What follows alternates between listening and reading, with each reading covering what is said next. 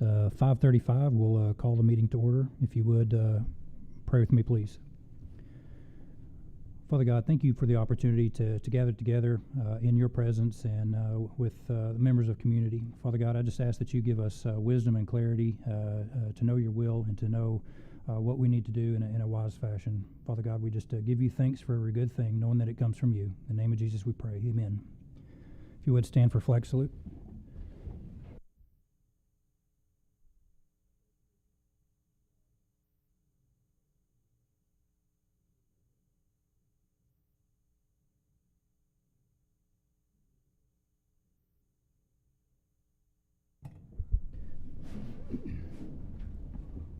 Thank you. If you would call roll, please. Thomas Newsom. Here. Whitney Kerr. Here.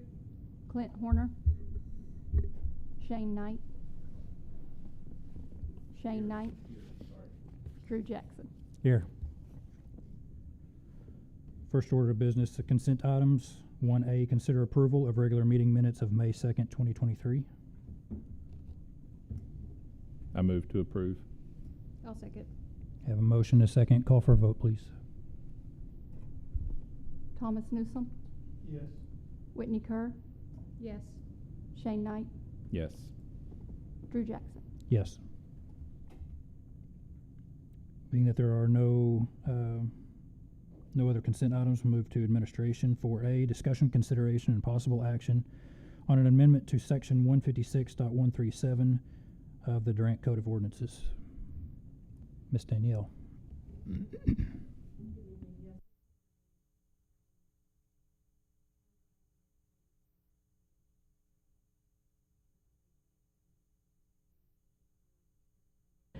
Since it was requested to look at the building lot coverage, which is the next item. So if you have any questions or anything, I'd be happy to answer. Or if you need a reminder.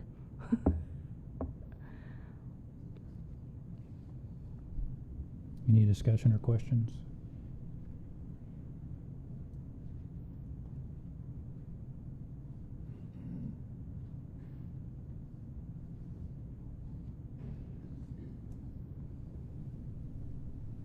I had some pretty lengthy notes on this one, but I think that the next agenda item sort of settles my questions on some of that with lot coverages and that sort of thing. So, If you'd like, we can have a motion to come back to A after hearing B and C. I don't need to, but if I make a motion to approve. I'll second. Have a motion and a second. Call for a vote, please. Thomas Newsom. Yes. Whitney Kerr. Yes.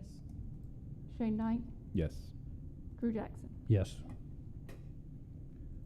Moving on to 4B, discussion, consideration, and possible action on amendment to section 157.035 of the Durant Code of Ordinances.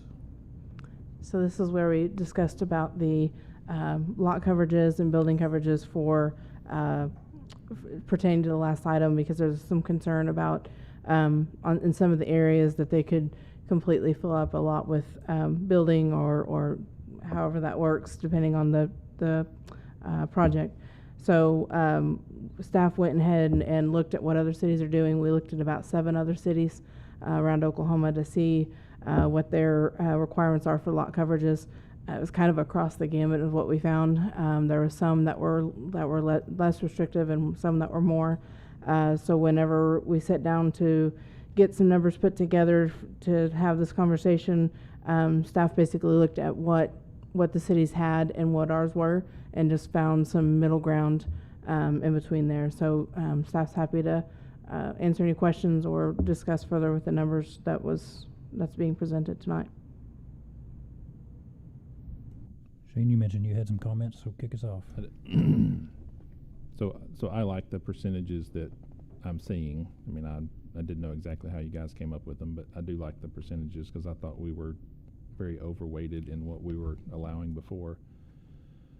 My only, I actually have 2 comments. One is in regard to C3, general commercial. That one was at 30%. And so if we look at our current zoning map, C3 really encompasses only the central business district and like a half mile or a mile up North First Avenue, Right.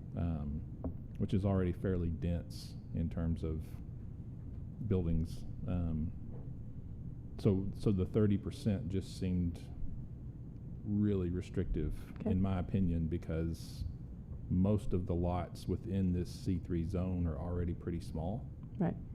So if we look at, example, a 10,000 square foot lot, pretty small lot, but not unheard of in this C3 Mhm. area, Yep. where, I mean, that limits us to a 30% coverage on the lot, or a 3,000 square foot building, which isn't very much in my opinion. Right. I'm typically not the one to want to grant more, but I think the 30% is pretty restrictive.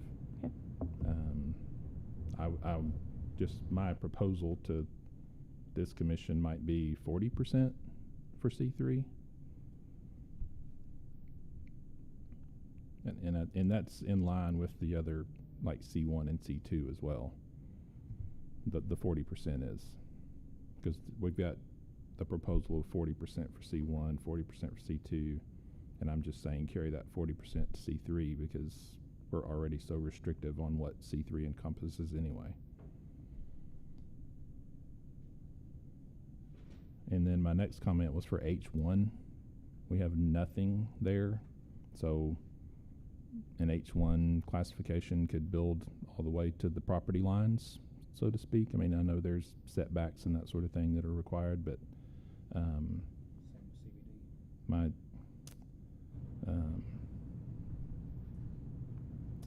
yeah, CBD falls in another one of those kind of tricky ones, Mm-hmm.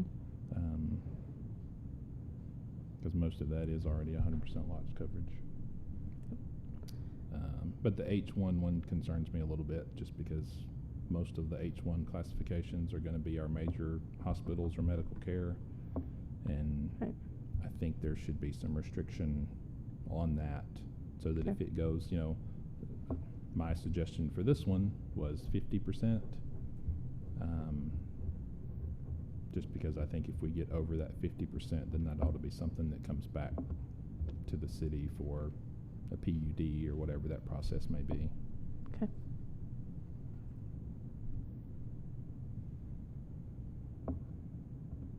That was all I had. I had the same comments on C3. I had one in addition to that, which is, I think, when we talked about it at the last meeting, the recommendation, if I remember right, and other members correct me if I'm wrong, is that we were going to set, since this is an interim fix, since we're working Mhm. on ordinances altogether, that rather than kind of throwing a wrench into things, we would set these as minimums. If there was a request over that, it had to be approved by this commission. Okay. I didn't see that language in there. This commission or council, I think we were going to look into which was more appropriate, but So the way, and that piece was, I did not do, that was my fault, I apologize.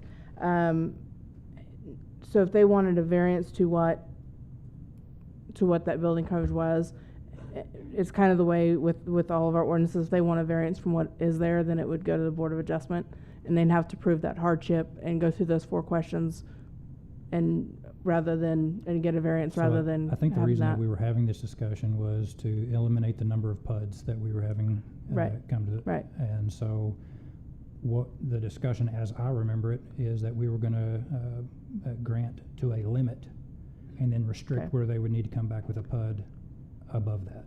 Okay. So not necessarily as a variance, but that it would still need to come as a PUD. I don't know Okay. if that needs to be included in this language or if that would work out that way anyways. It would not, because if they were wanting a PUD, it would just have to be, with the way the ordinance that we have previously, that would limit already the amount of PUDs that we're gonna have, the majority of them. Then they'd still have to meet that building coverage or lot coverage percentage. If they did not, that would not automatically make them a PUD. Would they want to go through a PUD option? Yeah, that may be an option if it's a new development. Because because that PUD is supposed to allow them some flexibility. One we're going to hear tonight is asking for a little bit of flexibility. So that is a possibility, yes. But most of them will not likely, at least from our experience, will not have not even needed met any of that lot coverages as to this point. The biggest reason that they've been asking is because of the multiple buildings on one lot. So we have not seen that yet, and we don't really see that many commercial PUDs. We only had that one that we've had recently, and again, it was just because of multiple buildings on one lot. But most of them that we see is apartment complexes for the multiple buildings on one lot.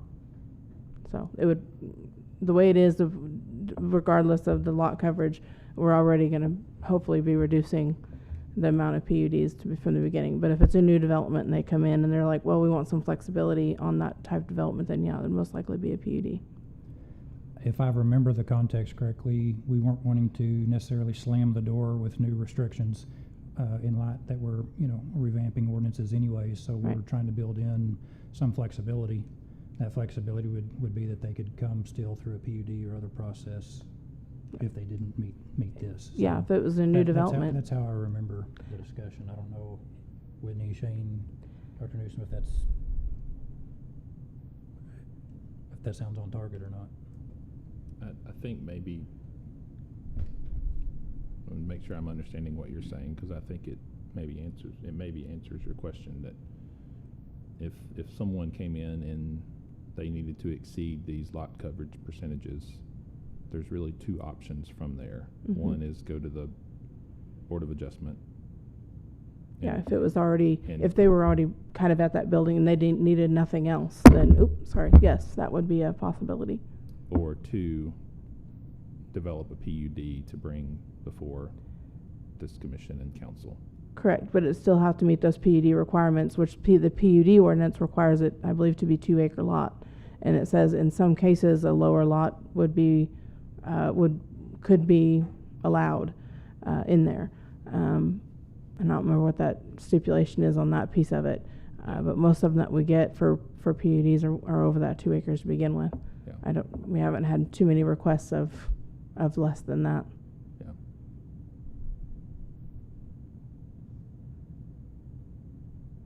Did that answer your question at all? Or did you have a question? I think my question is with that understanding, do we still need to address what I understood the intent to be last time, or is everybody okay with the way that it is? I think I am okay with the way it is. Okay. So the two changes that were suggested were C3 changed to 40% and H1 to 50%. Was there any other discussion? Can we make that into the motion, or does it? Yes. Is that okay? Yes, you can. Any other discussion? Do we have a motion?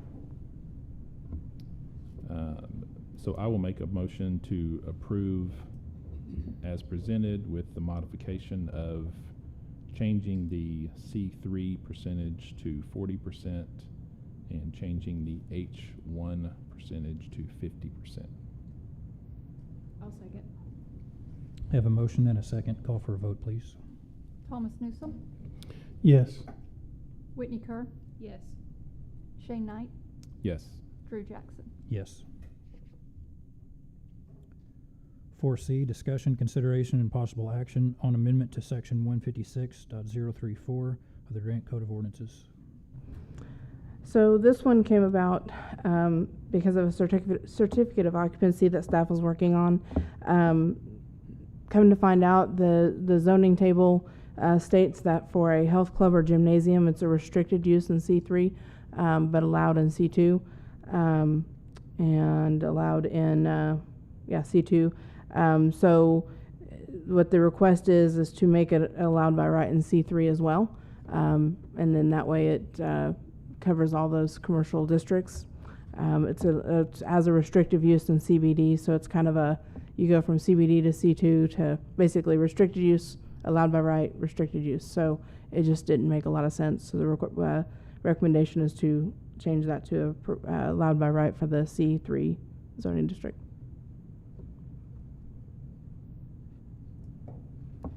Any questions?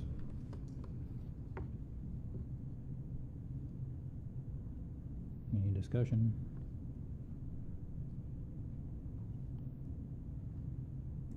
Any motions? I'll make a motion to approve. I'll second. We have a motion to second. Call for a vote, please. Thomas Newsom, Yes. Whitney Kerr, Yes. Shane Knight, Yes. Drew Jackson. Yes.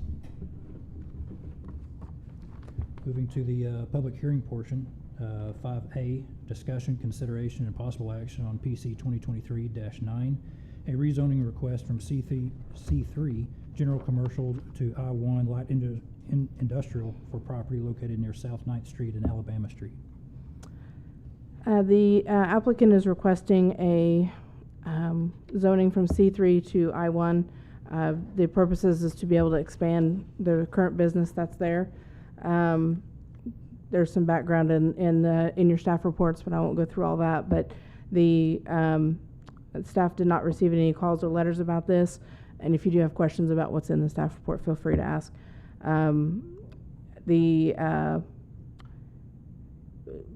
What's currently now is considered a non-conforming use due to some other issues that came up previously. It does not have to do with the rezoning necessarily. The property does meet the requirements. A couple issues that came up during this was that the property is not platted correctly. So should there be a recommendation for approval on this, then we are asking that there be a contingency that they have a plat filed and submitted back to city staff within the next 90 days. Should that be an option? Should that be the direction that you all want to go? The other one is that the future land use map does have this as a commercial area. And with the request being an industrial use, there is a concern of this being a spot zoning as well. If you have any questions, I'd be happy to answer them. I believe some of the applicants are here as well if there's any questions of them. Thank you. Any questions for Danielle? So would this meet the appropriate buffer zones, setbacks, all that for the industrial zoning? As far as setbacks and everything, I'm not sure on that one. And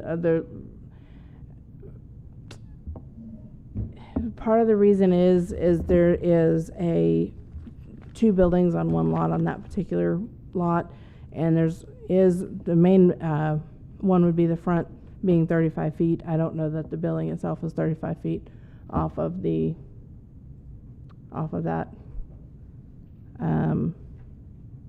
I asked our building inspector, but I don't remember what we came back with on that. And then the side would be what would be a little different, just because the current lot, it might, but once you do the plat, then it may not.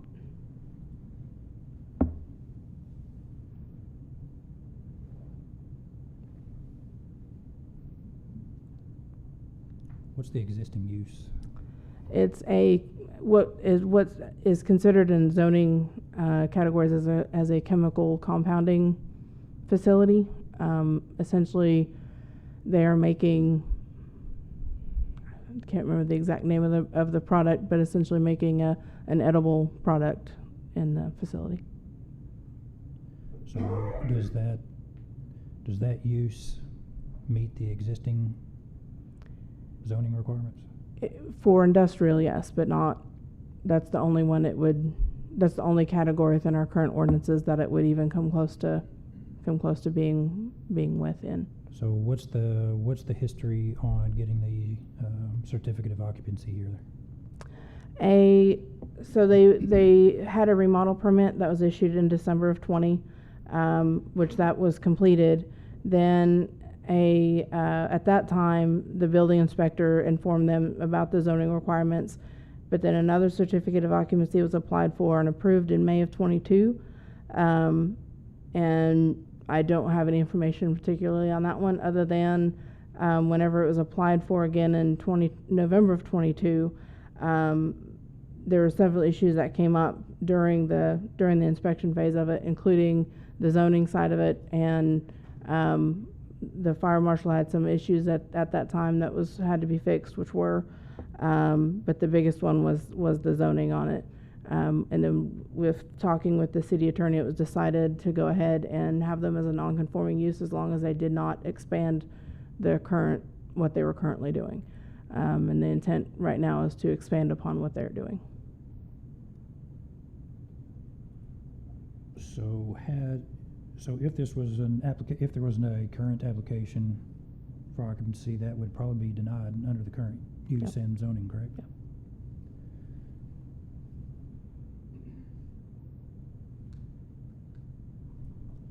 Is there any other questions for? Correct me if I'm wrong, but on the back side, this is butting up to a residential neighborhood, correct? Correct. And it looks to me like it's R2, R1? I believe it's R2. I think it's R2. What are the businesses around it? There is a like an auto repair or salvage yard type of business that's next to it or nearby, and then and I know there's another auto repair, and I believe it's in the area of Cher's Restaurant, but I don't remember if it's on that same block. It's in that general vicinity, if that helps you. It does look like it's R2 behind. So this is a business that is currently in operation as non-conforming, Yep. Correct. and they're asking for a rezone so they can expand. Correct. If they don't get permission to rezone, they just continue to operate as a non-conforming correct. without expanding. Correct. Can you, maybe you said this already, and I apologize. So, can you, or maybe is the petitioner here, talk a little bit? I mean, I don't know if we're finished with Danielle or not, but I'd like to hear about this expansion, I guess, and what. Yeah, that would be a that question for means. the Yeah. applicant or their representative. Okay. Yep. Are there And any there's- further questions for Danielle before we? No. The applicant like to speak?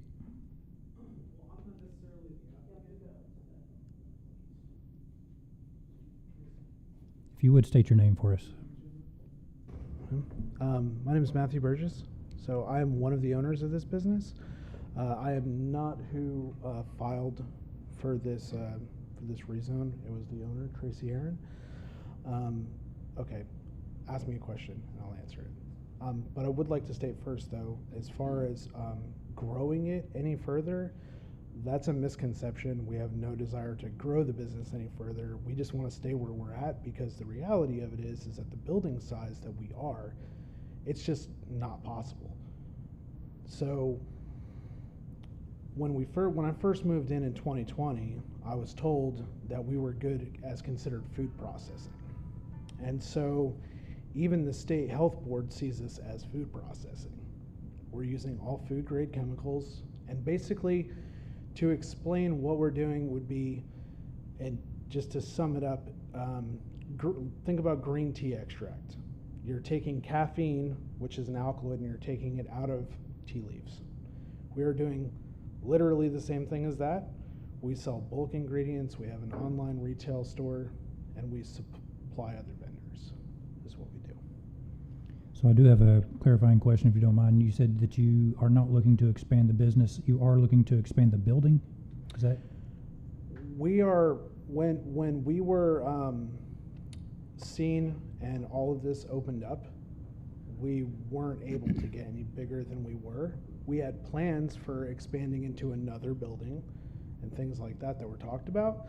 There may have been some confusion, but where we sit at currently is not to be expanded any further. Okay, so what instigated the application? Excuse me? What started, what's the reason for the application? Well, what started the whole entire application, because there are two buildings on one plat, Mhm. right? Like I said, I have multiple business partners, and so we have a skincare company also that's a good friend of mine that we're in the middle of a merger with.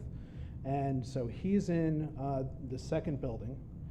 There's a build out in it, and he does skincare. And so we actually applied for a CO for him, even though he apparently didn't need it, and that's what basically opened the door to where more questions were asked, because the previous city inspector was no longer sitting in that position, and also the fire marshal had changed as well. So it kind of opened up all these new questions as to what was going on. Then it became this thing like, oh, well, you know, you got the wrong CO, and so that was news to us, and it just kind of opened up all these doors to things. And with the grace, they've allowed us to continue to process things. We've had the environmental people come and approve us, give us a thumbs up. We got a thumbs up from the fire marshal, and so that's you know, that's essentially what it is. I've communicated personally with all of our neighbors. I asked them, are we a bother to you, or do we get in your way? Do we make too much noise or anything like that? They all told me that they were not bothered by us in the slightest. And so, yep, we're just, we want to follow the way that things need to be. Appreciate that. Yeah.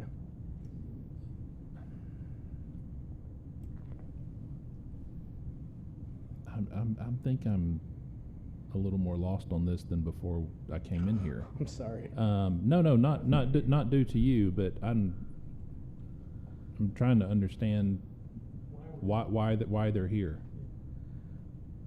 The property owner is the one that brought the application to us. Yeah. As far as the reasoning, that's. I'm here if y'all would like to ask questions. Yeah, come on up. Right, because I think the reason was because we were told that we were zoned improperly for what we were doing. So it's just a. So If you don't mind, basically, step up to the microphone and state your name, please, requested this sir. Because Sir, if you would step up to the microphone and the state your fire name for us. The fire marshal had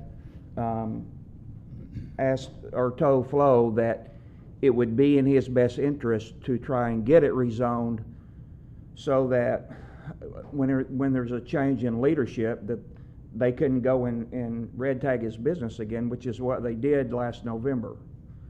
And then they reconsidered it, reopened it, and the fire marshal said, look, you're good, but you need to probably think about getting it rezoned. So I went ahead and applied for that. So are you having to get an updated certificate of occupancy each year for a reapplication with, no? Okay. A certificate of occupancy is only needed should it change ownership, or should the business change, et cetera. But Yeah. unless it's alcohol or medical marijuana, that's the only ones that's yearly. That's what I was thinking as well, so. But this is not anything under OMMA or, no, okay. So, I'm just trying to get this straight in my head, so sorry, but, you are acting and operating as a non-conforming use already approved by the city of Durant. The very term itself is kind of news to me. Yeah, okay. So I don't really know how to answer that properly. When I hear non-conforming, I'm thinking like, well, I'm actually trying to conform to the rules, so. Yeah, no, I get it. And understand. by non-conforming, it just means that you were an existing business operating at Since this 2020. location, and things within the city, be it zoning classifications, updates, that sort of thing have happened.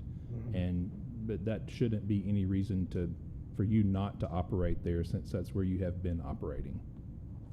That's a Correct. very layman's terms into probably what. I suppose so, okay. Yeah, All right. so, I think my question is, unless you're trying to expand, get a building permit, something to that effect, I'm not sure why you're here. I think that possibly the reason why the fire marshal, and I actually went to go see him today, but he's out of the office because I was hoping he'd be here to even explain Sure. some of these things, is because of one of our ingredients in our use is D-limonene, which is essentially essential. It is oil from the rinds, and we actually use a lot of it. We recycle all of it. But that was something for concern for him because of how much that we had. So it's kind of in between. I don't know. I don't know for sure if that's the reason why he suggested doing it, or just plainly because of the way that we were mixing ingredients was something that he said would be industrial, and so we should do that. We've also been in contract to purchase this building in the near future from Tracy. So I don't know if that all played a role, and so not necessarily expanding, but we're looking to go GMP with the building as well, because we are doing some light food processing, how it would be classified. And so it requires quite a bit of, money to do that. And so we want to make sure that we are completely compliant and doing everything the correct way, absolutely, before, we go doing that. Because when all of this kind of hit us and they said that you're not zoned properly, or, you don't have the proper CO, we had already dumped $500,000 into things. Sure. So Tom, Danielle, one of y'all might be able to answer this.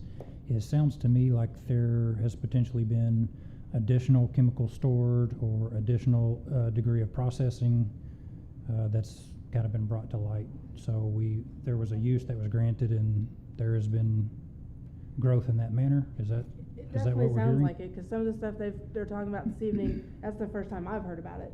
So that could affect some things too, I don't know, without looking. And I'll let Tom answer too if he has anything, but, on the other stuff of it, the whole reason that they considered non-conforming was because of the initial issuance of the CO. And since that was already approved, then that's what we told them. There was some concern even recently on the amount of chemicals that they were storing, because part of the chemicals is flammable. So that's one of the concerns from the fire marshal. And I don't know what they're doing, other than some sort of chemical compounding, blending, et cetera, that's clearly within the I-1. For whatever reason, we're here, and they've been granted a non-conforming use. But anything beyond that would require an industrial designation. And they can continue to operate like they are, but if they're going to expand, they have to get that industrial designation. And obviously, it's up to this board to recommend and the council to approve, but it's just squarely not in the area where an industrial designation would most likely occur.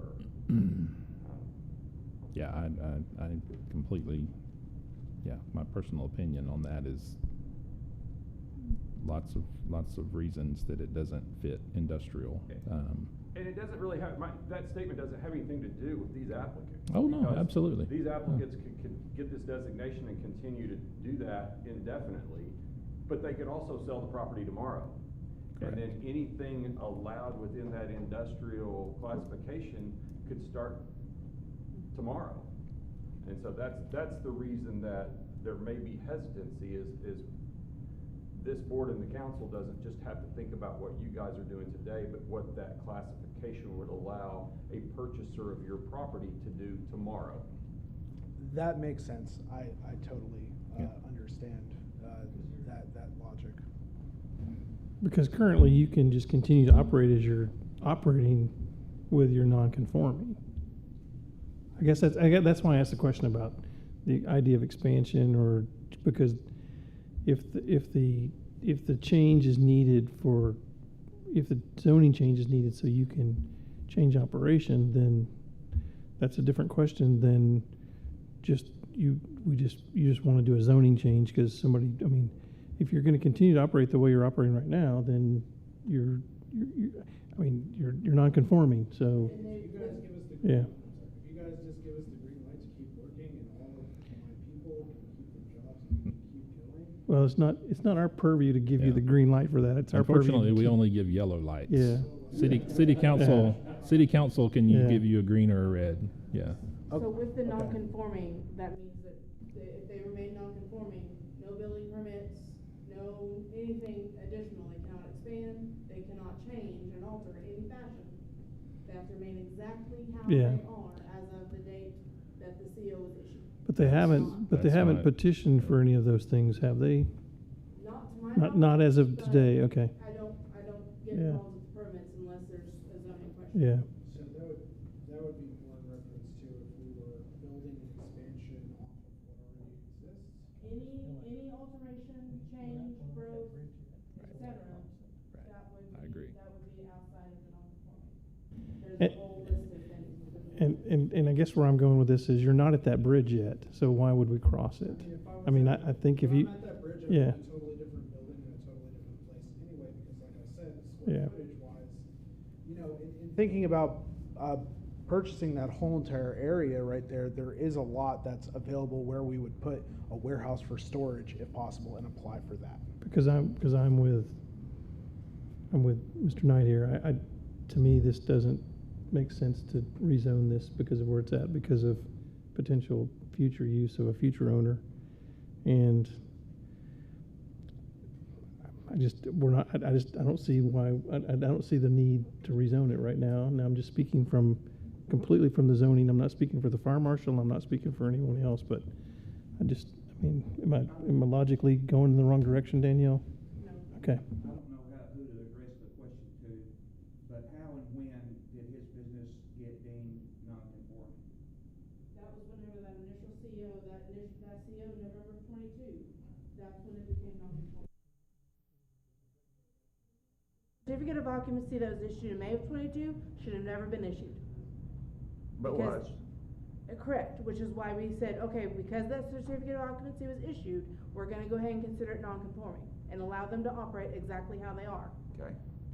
because of that. So if I can just ask too, with that terminology, and thank you for explaining before, is there any other meaning to that I should be aware of in regards We to were the we were just safety? having that conversation up here, Okay. and non-conforming is not a bad thing.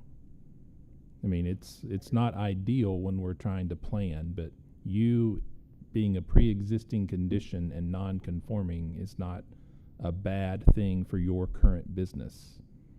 Now, like they're saying, if you decide to expand, remodel, that sort of thing, then you're going to get to that bridge and need to cross this. But right now, you don't.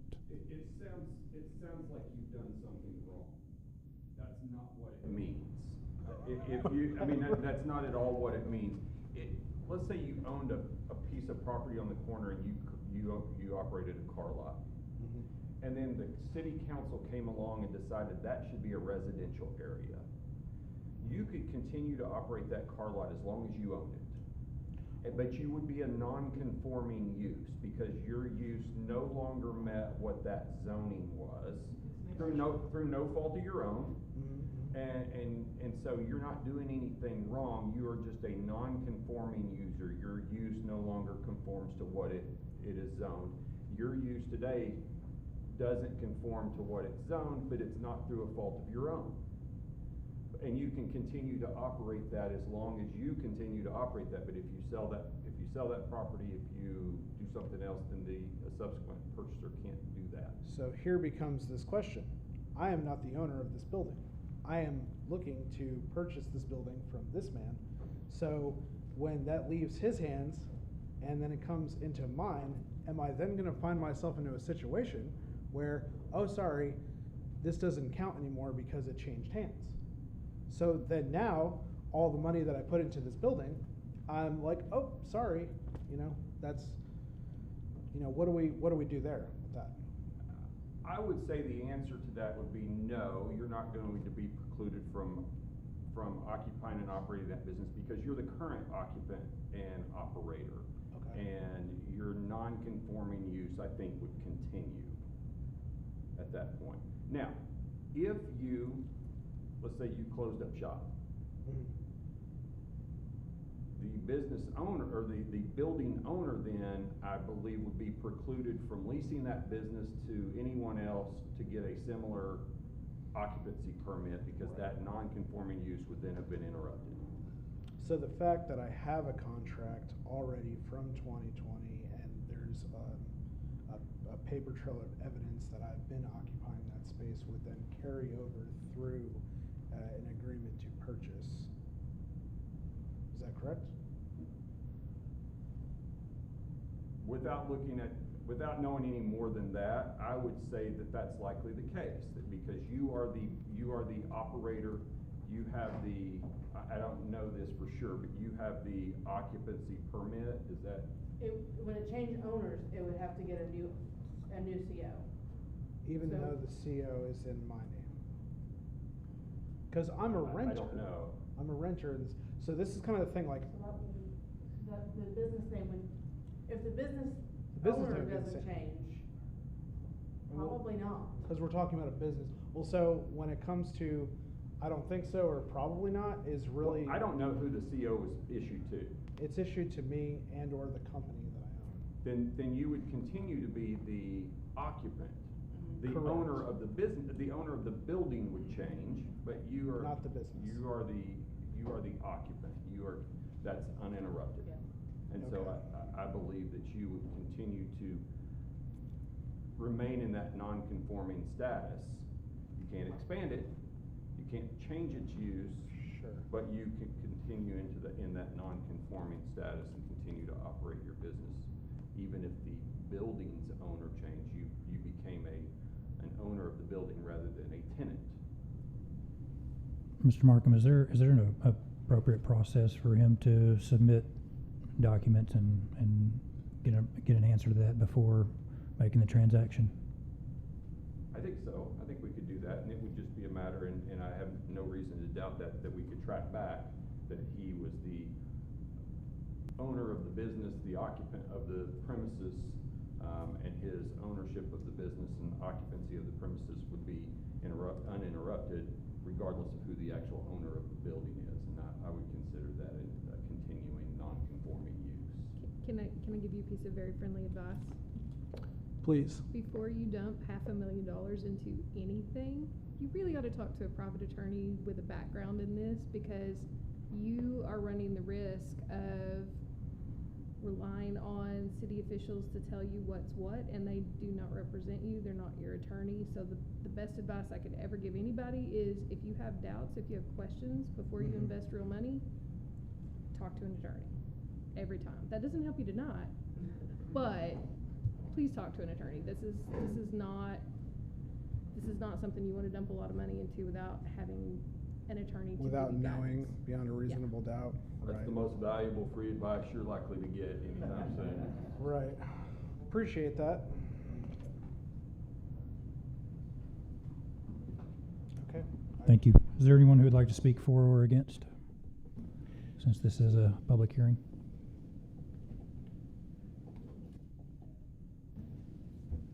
Any discussion? Tom or Daniel, I have a question, and this is one that the others may know, but I'm new to this commission. If we take no action on this, I guess my question is there something we can do to hold this over so that these two gentlemen, if it comes up that they need to do this again, that they don't have to go through all of this paperwork process again? I mean, if we don't take action tonight, and a month from now or 2 months from now, there's some other circumstance that comes up where they need to bring this before us again, will they have to start from the beginning, or can we pick it up from here? So if no action is taken tonight, they'll have to go back through and apply for a new application and go through that process from the very beginning. The only way to continue it would be able to table it to a time specific, which is usually the next meeting. Our next meeting happens to be in August because of this is taking place at the July meeting. That would be the only two options that I can think of. That would be. And I think the consideration would be whether this commission would kick it down the road, because there might be a time down the road where you would recommend to the city council that this be rezoned to an industrial classification. And if that's not likely the case, then I don't know that there's any value on tabling. Let me throw my opinion out here as since we're in the discussion portion, but I don't see where this, in my opinion, would ever be viable for industrial. So for me, I would recommend a no to deny the request. Yeah, I could Move probably along. list a half a dozen reasons why it shouldn't be. I mean, not personal reasons, but ordinance reasons why it shouldn't be an I.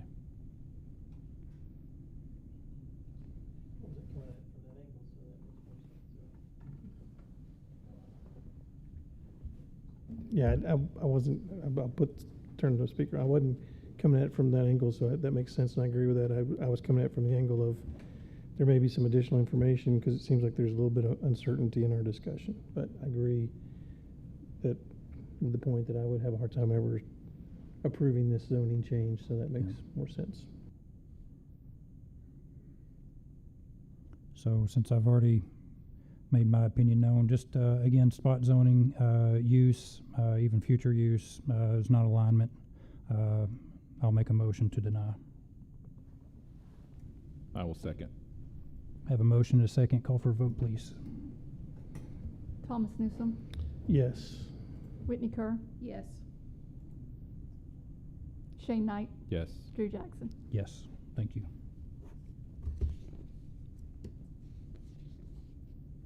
See which one we're on here. We're on B, right?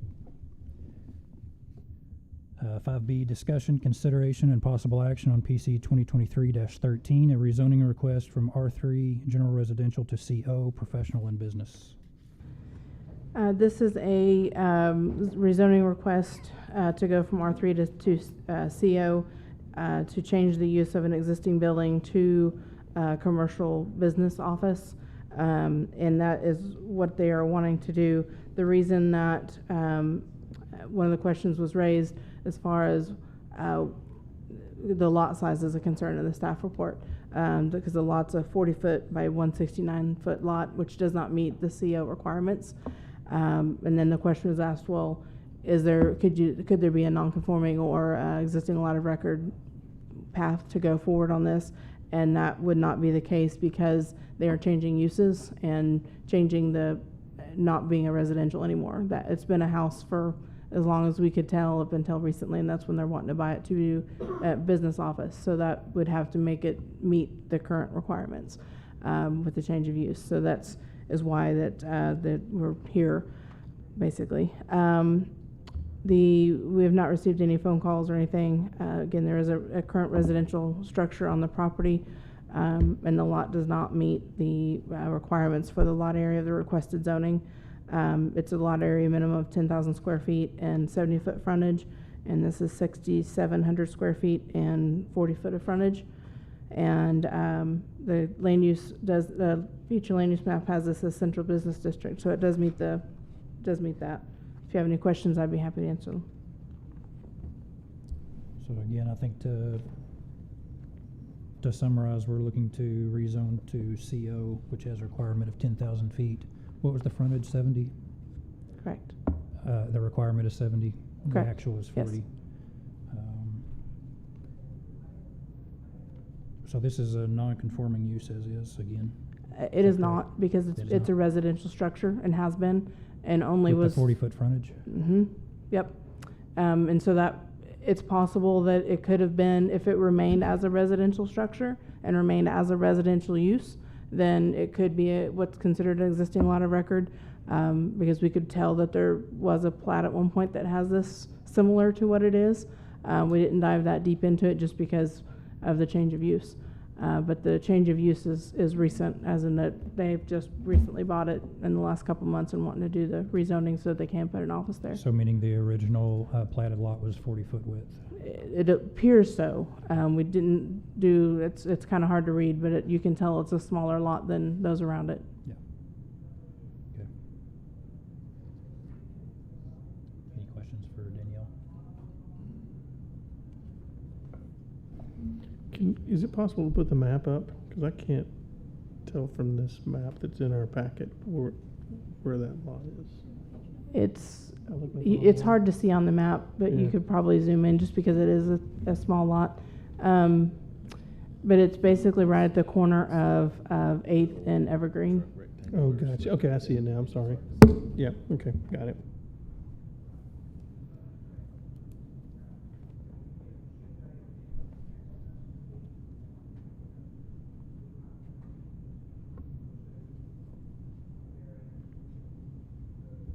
Tom, I may have another question for you if you're willing to take one.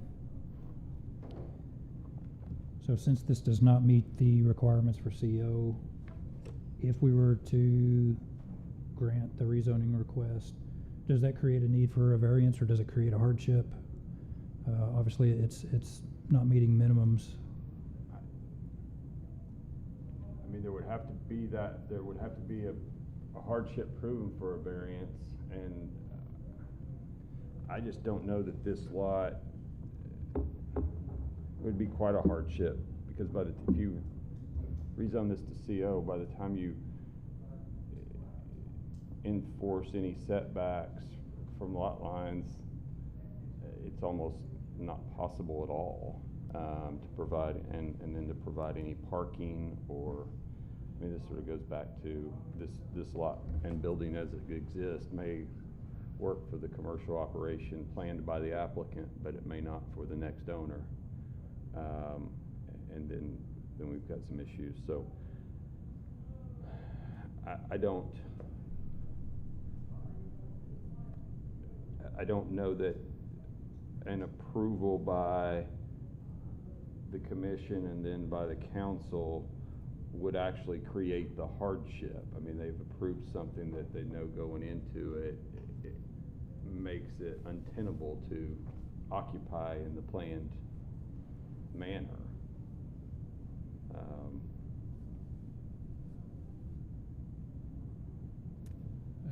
I should have looked this up before I came in here, Danielle, but is there any ordinance that prevents them from operating a business in an R3 zone? Yep. It is. Yep, that's the one we just approved a few months ago, where Yeah. we created where you could only have it within Yeah, those yeah, certain yeah. zoning I just categories. didn't know Yep. if there was anything specific in there about that, but,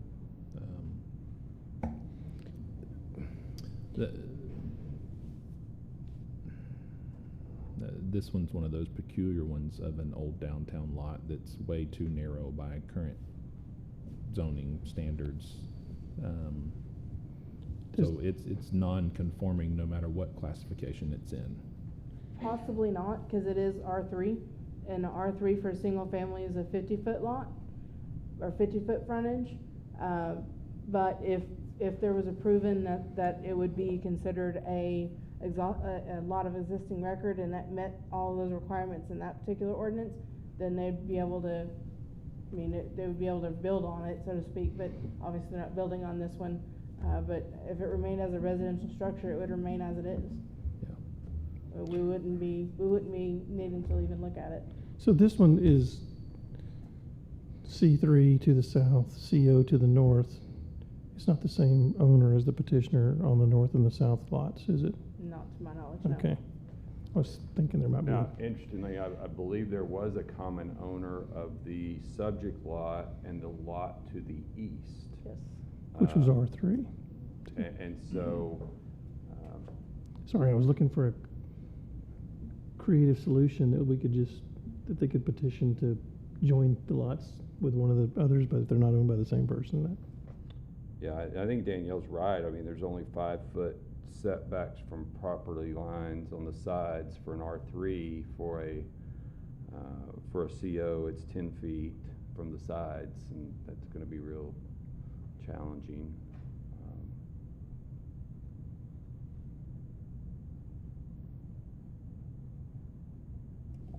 Any other questions for staff? But our future land use map shows this to be the central business district, which has no setbacks, no. Correct. So we've got the reality is we've got a future land use map that has this area requiring none of these things, but because of the current zoning, that's a problem. I mean, we've got a conflict between our future land use map and the current zoning, but if we don't start changing the zoning, we're never going to get we're never gonna get this lot to that central business district. We're gonna maintain residential housing there, which seems contrary to what we wanna do. Whitney, I had a similar thought. I even had a thought about using C3 since there's C3 in the area. That didn't solve all the issues though. So again, trying to think of something creative. would CBD be spot zoning though, or even I don't even think it could be CBD. Isn't that described as only the specific area that we currently have? I think it is. I think it's got some geographic boundaries Right. to it. While it's somewhat of a zoning category, it's got some geographic boundaries by ordinance. So I don't think we can get it to CBD, whether it's in future land use map that way or not, without addressing the ordinance that has the, CBD part of it, yep. I don't know if you call it meets and bounds or whatever it is, the description of.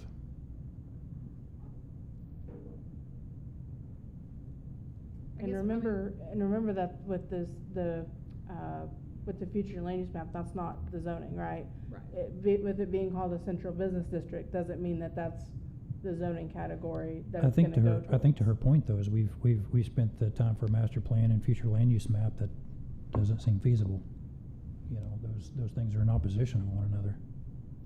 That's just my problem. I mean, Right. if we hold it as is, if we hold firm on this, basically the only thing that he could do with the existing lot is this R3 single family dwelling with the 6,000 foot lot size.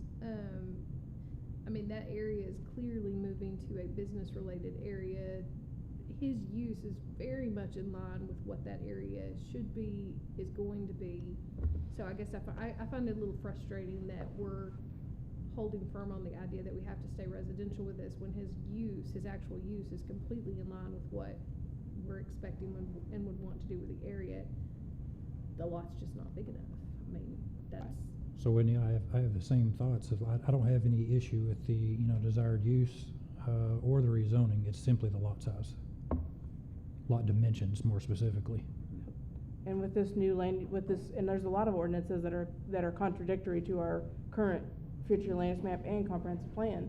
But that's why we're going through the ordinance rewrite that we are, because you have to in order to get your ordinances and your future land use map to conversate together. So we're still in that weird area where we have one thing on our future map, but our ordinances are saying something different.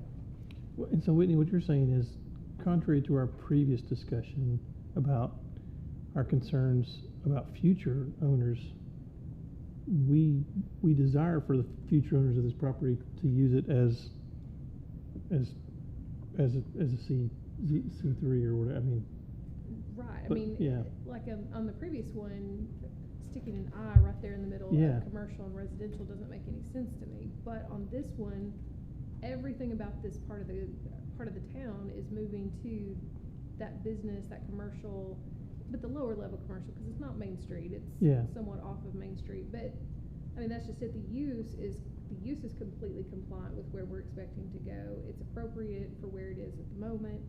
It's not spot zoning. We have areas right next to it that are in conformance. I mean, we literally, our only issue here is it's just not a big enough lot.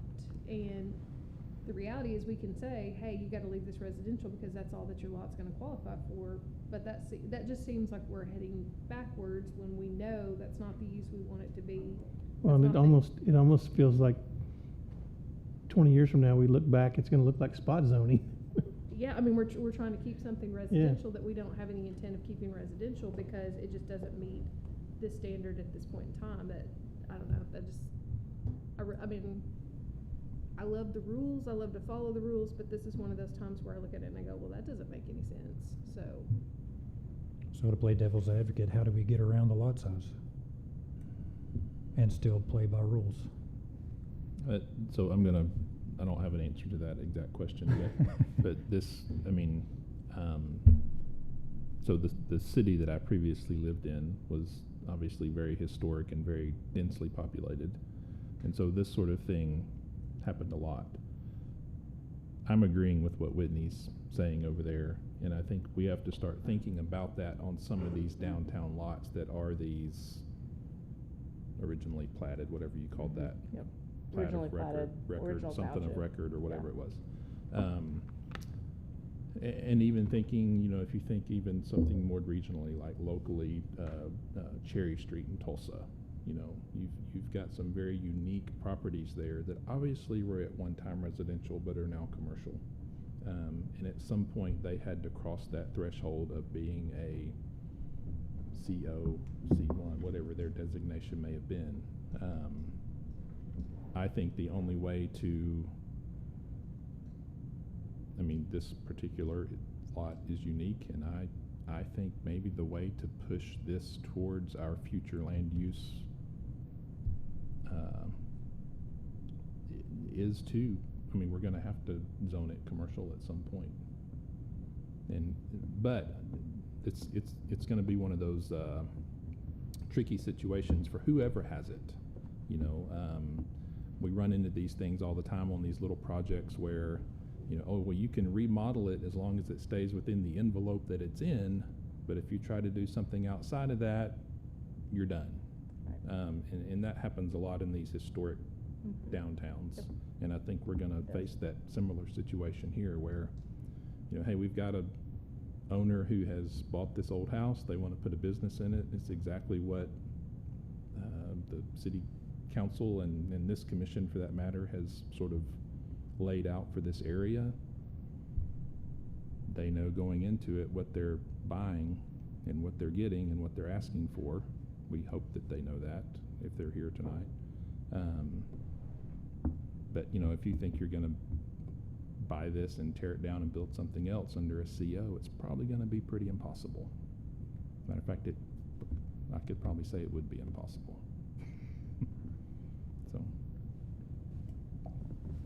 So I would pose the question, you know, do we recommend that council break the rules or change what the rules are if we don't like them?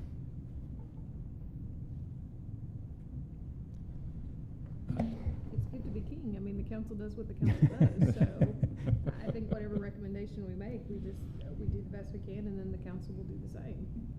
That's my take. Tom, do you have any input on that? No, I agree with Mr. Knight. I mean, it is a quandary, because the applicant's not asking to do anything that isn't contemplated by the future land use map.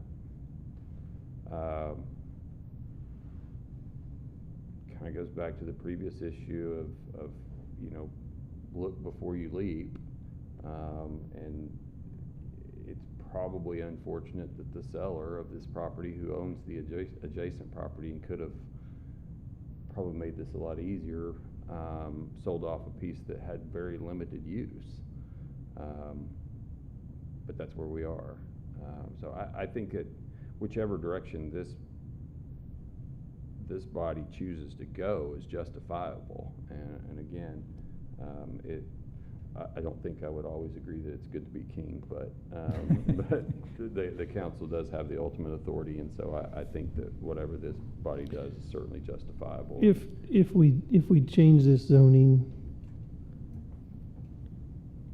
and at some point this property owner or a future owner of this property needs a certificate of occupancy, are they going to have a hard time getting one because they're not going to meet those set? Okay, so it's not. There's no. I'm trying to think of what are the unintended consequences of us rezoning this CO. Not with the current structure. Okay. No, not with how it is currently. No, they wouldn't have a problem because we'd mainly when we look at a certificate of occupancy, we're looking at the use, we're looking at the building itself. Okay. And we're not necessarily looking at is the lot big enough. Or parking requirements or any of that sort of thing. We do look at parking requirements, and so when they have a solution for that, they've stated. Okay. And want to put the parking in the back and have it paved back there, but they didn't want to do that yet until they could be able to actually function as a office. Yeah.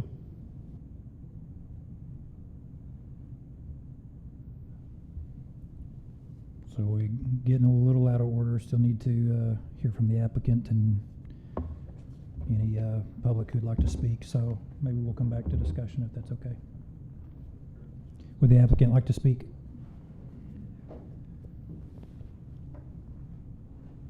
If you would state your name for us. Josh Adams. I'm the current owner on that property, so I feel like, you know, I'm right there with you guys. I didn't want to jump or not look before I jumped, but I did think it was worth the risk on it. With the current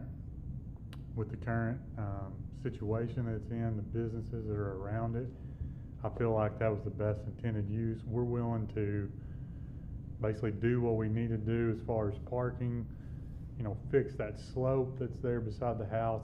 It's an issue no matter how it's zoned, if it's residential or if it's commercial. I feel like with the paving of that will help any kind of issue that's there, plus the additional space that's accessible by that alleyway for that part of it as well. So. I'm Burl Sears, and I'm the Oklahoma branch broker for David Norman Land Company, and we manage Josh's rental properties in Durant. Now, we didn't know about the 70-foot on that. The legal description on that property, that was done in 1920. Okay, so somebody sold off the east or west 15-foot of a lot to put it together. So that was 1920. The house was built in 1930. It's perfect for us. I mean, it's a farmhouse. We're a farm and ranch land company. We want to keep it as it is. We want to do like, I don't know, is it Swiss Avenue in Dallas where the old buildings are kept like they were? We want to keep it that way. It's perfect for us. The location's perfect. We've been trying to find a good location in Durant for a long time, but for a real estate company, it's between the two abstract offices. It's between the banks, close to the courthouse, and all the law offices. So it's perfect for us. It's high visibility on that street, and like I said, I manage his rental properties.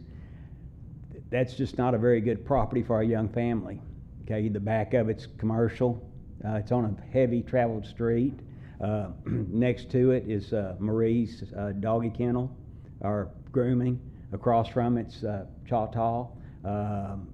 Insurance offices, banks are just all within that 300 foot. I think when we counted that, whenever we did the abstract of record, over half of the businesses within the 300 feet are all commercial.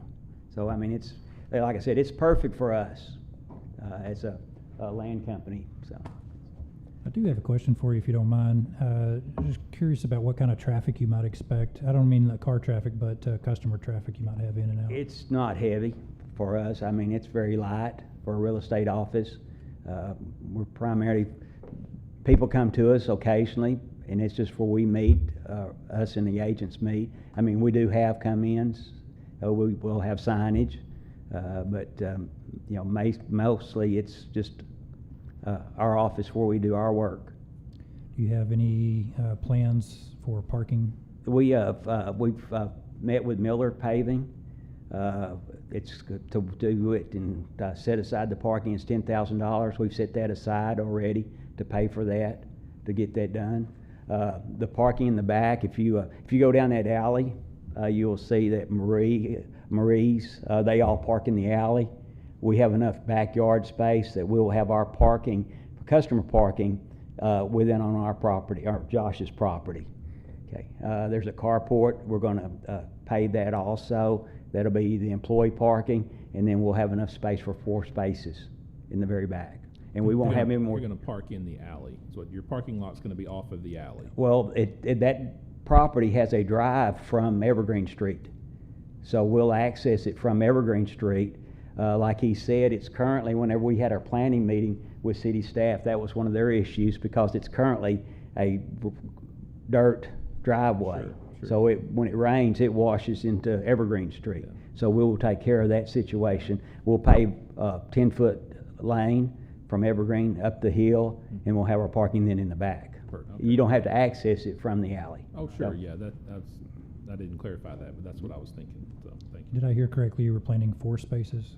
Yes. 4 parking spaces? Yes, sir. We will never have, I wish we'd have more than 4 people there at a time, but that point. It'll actually be 6, because it has an existing carport. So we're gonna pay that, and there'll be employee parking, and then we'll have 4 spaces for, Okay. other people. Okay, thank you. Appreciate it. Is there any other questions for the applicants? Danielle, as I understand it, the required parking is 3 or 4, is that right? Whenever I looked at the calculations, it was based on the building size, and that building is like just under 1,000 square feet. It's like 900 and something, if I remember right. So yeah, I think that was about right. About 4 would be required. So they're gonna meet that, and that was my understanding from the building inspector as well.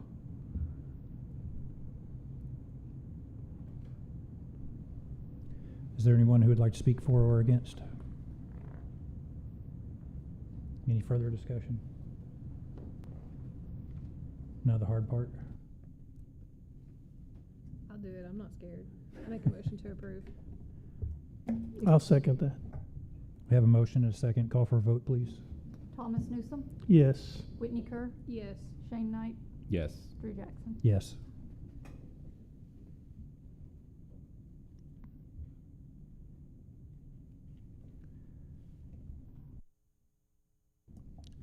Moving to 5C, discussion, consideration, and possible action on PC 2023-14, a replat request for property located near West Elm Street and North 16th Avenue.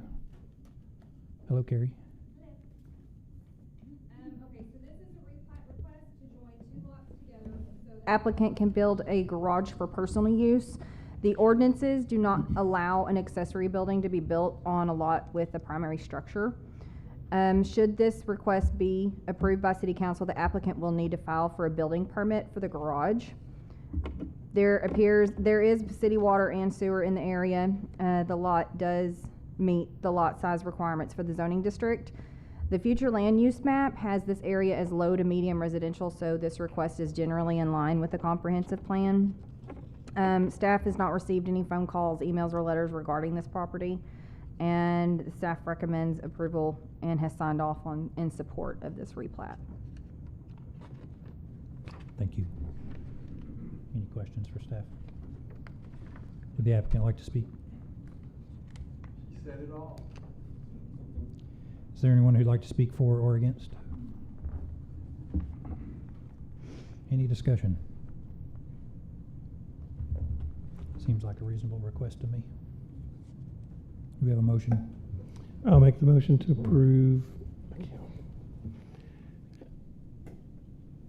PC 2023-14 replat request for property located near West Elm Street and North 16th Avenue. I'll second. We have a motion and a second. Call for a vote, please. Thomas Newsom, Yes. Whitney Kerr, Yes. Shane Knight, Yes. Drew Jackson. Yes. Thank you.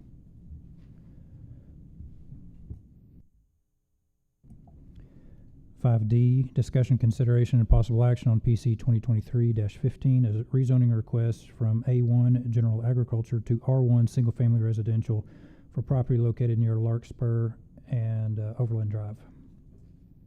This is a request, this is a property that's also changing hands or in the process of changing hands. And this is another one that was not platted correctly. So should there be an approval motion on this one, then staff asks that there be that this be contingent upon a plat being filed and approved and brought back to community development within 90 days. Based on what the applicants told us within a meeting was that they were wanting to build a single-family home on the lot. We did receive a letter of protest, which I'll get to in just a minute. The total lot size is just under 2 acres. And the subject property does meet the lot size requirements for the zoning type. The land use map does have this area as low to medium density residential. The letter of protest was sent in by Billy Miller, and he asked that it be read. If you guys would like that to be read, then I'd be happy to. You guys had it in your packets as well. I'll leave that up to you if you want it read into the... I have read it.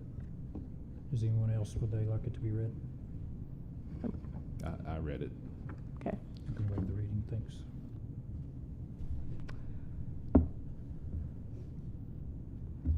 So if you have any questions, I'd be happy to answer them. And the applicant's here as well. I think my question's for the applicant. Okay. Any questions for Danielle? No. Would the applicant like to speak? If you would come up and state your name for us, please. I'm Clay Cecil, I'm representing the applicant. What do you need to know? This is just your opportunity to speak, so I give that to you. Gotcha, okay, so, I think V purchased the property a couple years back and she was gonna build on it. There was a zoning issue and then she decided not to build, and, I've been looking into selling it for, but I can't sell it with it zoned the way that it is. So because anybody else that buys it, if they want to do something with it, they're gonna have to come before the council and do all the things. So I'm trying to do all the things to get it ready to be sold, so. So my question is the property gonna be sold as is, or will it be, divided into smaller lots? What's the plans for this? So the surveyor that I'm dealing with has suggested that we split it up into 3 different lots, about 0.67 acre. I think it's gonna make it a little bit more marketable to sell if it's smaller lots, because not a lot of people in town are looking for 2 acre lots. You know, 0.65, 0.68, and 7 acre lot's gonna be more feasible for somebody to purchase and build on. Do you have any plans to add the infrastructure in before the sale? No. Okay. No, it's been approved to the rural water 2, 5, or whatever, that it can get water to the property, so. Said can get Can, water to the? yes. Okay.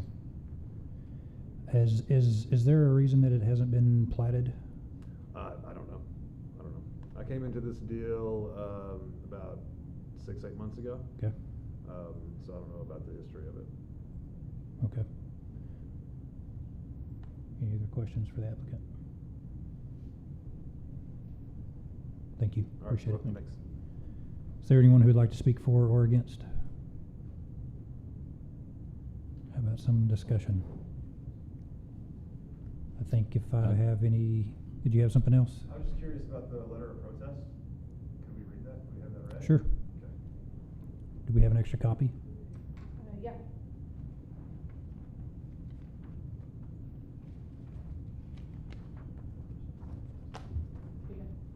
Does that need to be read?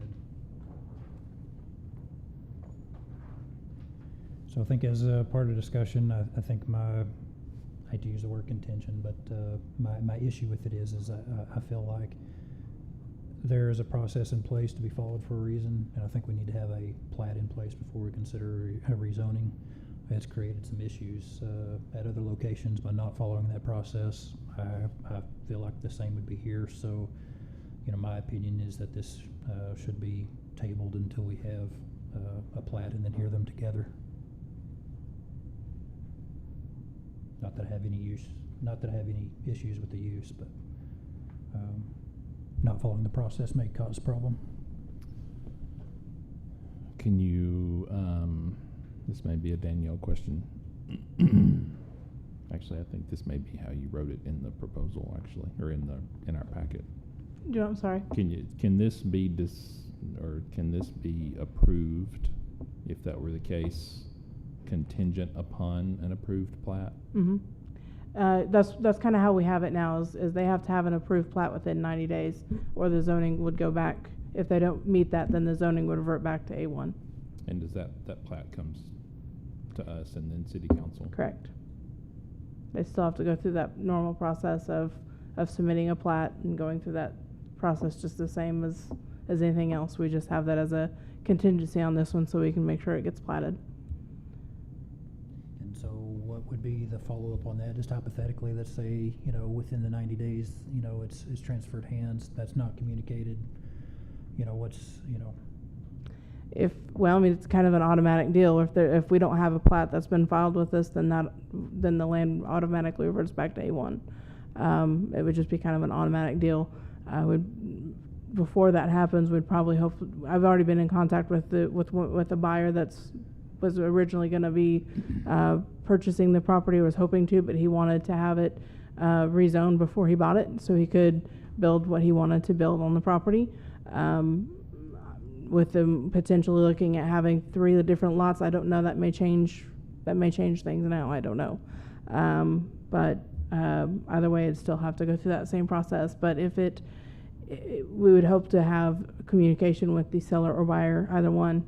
If that did not happen, like I said, it automatically revert back and they'd have to start all over from the very beginning. But then that's someone else's problem. Yeah, that'd be. So we've had it before where people use a survey to create an opportunity for sale rather than a plat. And that happens all the time. It does. So If you would come to the microphone, though. So surveyor's got the plat ready, we just haven't finalized it yet. The process was explained to me that we needed to have it rezoned, and then like Danielle was saying, then there's a contingency to having it platted. So the plat is ready, but it's just not And I understood that was in our packet. I think the recommendation that I'm making is to table this and hear them both at the same time, both Gotcha. both the replat and the rezone. So Okay. we'll accomplish those at the same time. Was just my suggestion. Okay, all right, We'll see if the other members agree. okay. So if we're to table it, it will push it to the next agenda. Next We would have month. to state when we would The hear it. problem is if by tabling it, they would not meet, they already do not meet the deadline for the August meeting. Okay. Because the deadline was this week, and we have not seen any information on it, and we don't have anything on it for the plat side of it. And they still have to go through that process of the platting, piece of it. But we could approve zoning and replat at the same meeting whenever they did have the plat submitted. If you wanted to do that, then Tom can correct me here if I'm wrong, but I would almost say that we probably need to do a no action, because I don't know if we can extend it out all the way to September. Because that'd be the next earliest meeting that they could, or not, yeah, September. You can table it to a date certain. Okay, but I didn't know if you could go 2 months out. It's possible, I guess. I think It just you says a could- date certain. I think you could table it to a date certain. Well, I've got the floor. This doesn't have a lot to do with the applicant's position, but we've seen this problem before. This is not the first time that this problem has arisen. I don't know what the solution is, but because we had a seller, so if you can look at the bottom left of the map, this parcel was parceled off from the parcel to the west, just below the arrow there. That parcel right there was a common parcel with the applicant's parcel until 2020 or so. And then it was sold off improperly. Mm-hmm. Yep. It should have been platted, because what has now been created is an orphan landlocked parcel. That parcel to the west is landlocked. And so this parcel that was sold from the bigger one in 2020 was done improperly. Then the 2020 purchaser sold it to the applicant. And now the applicant's stuck having to do something. And realistically, I'm not sure that it's proper to go ahead and go in and plat this, because the problem came further back. But it can be done, but what ends up happening is you end up with an orphan parcel back there.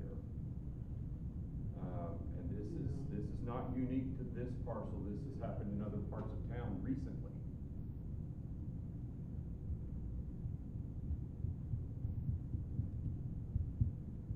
But she didn't buy the other orphan piece of property, correct?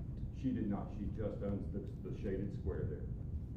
So, I mean, The original owner still owns the orphan piece. so I guess my take on that is it shouldn't have happened. It's probably improper, but at the same time, that is not her problem and that's not her fault. It's, I also don't think it's fair to hold her up on anything because of this extra piece of property that wasn't properly done.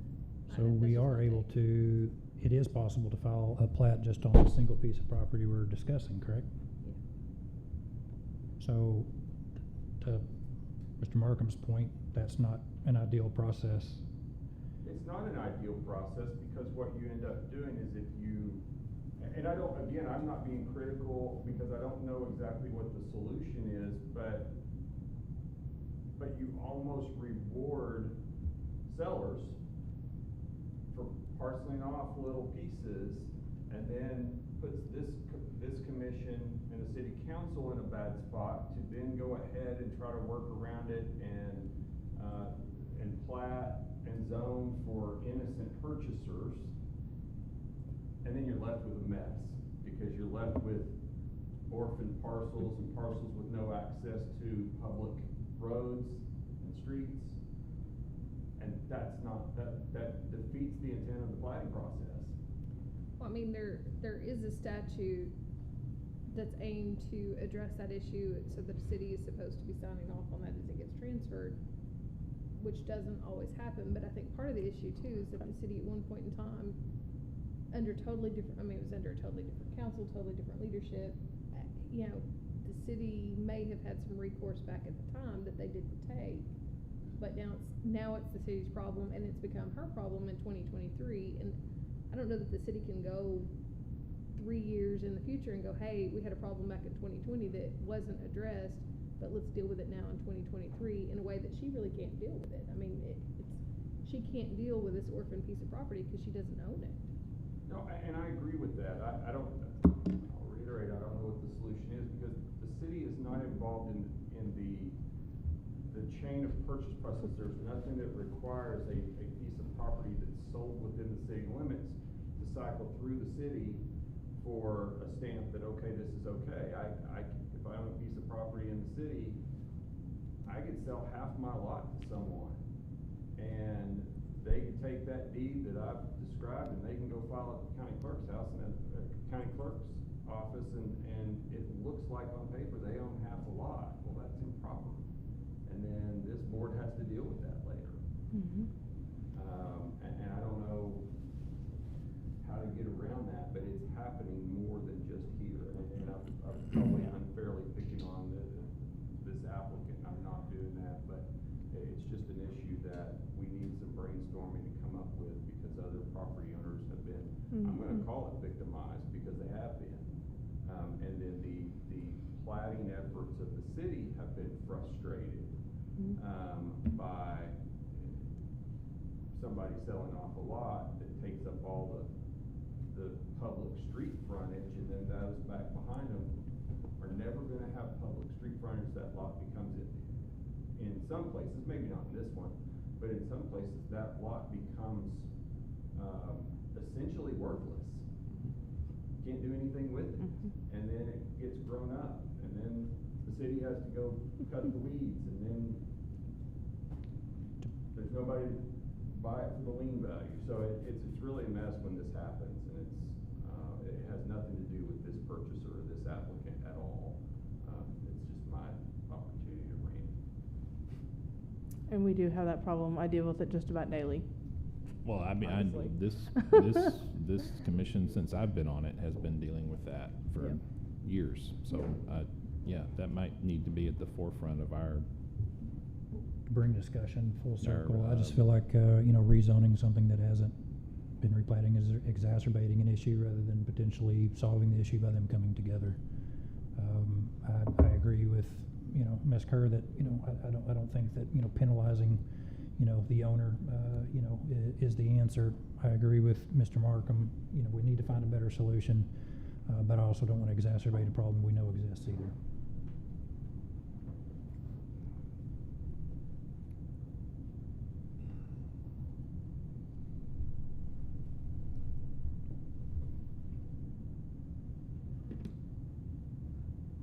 If we take no action, it goes to council, as we just took no action. It doesn't even go to does not council. go to council. No, because they're basically, by taking no action, the applicant will have to start all over from the beginning of everything.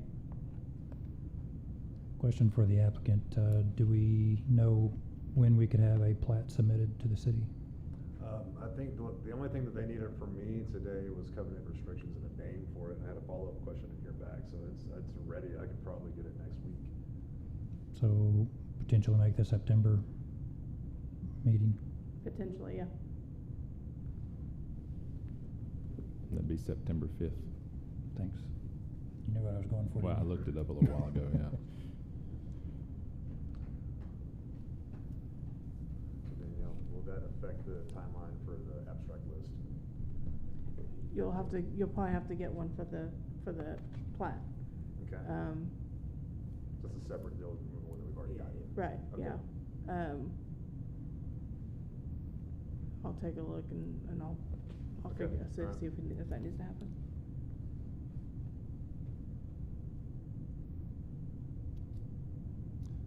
So here's my devil's advocate to this.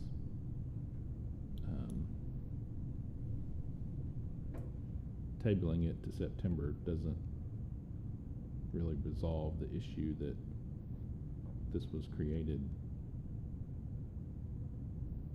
outside of the purview of the ordinances. Partially, I agree. it does at least plat the area in discussion, so we Yeah. can't, we have no way of, forcing the previous owner to plat the whole, but we do have at least enough teeth here to make sure that, the parcel under discussion is replatted, so Yeah. partially I agree. Okay. I'm gonna be honest, it doesn't give me any heartburn at all to approve it, subject and contingent upon that plat being submitted. I mean, to me, if it's not replatted, it's automatically gonna revert back to the zoning that it was, and somebody, whether it's another purchaser, somebody else is gonna have to go through the same process and bring it back before us. I just, to me, I don't necessarily see a particular reason to hold it up and table it so that we can do it together, but that's just me. I mean, I think we're accomplishing the same thing either way. It's just a question of if we want to hold until September or do it now contingent upon. I feel like we have kicked the can and we have new buyers who come up with this question and are surprised by it.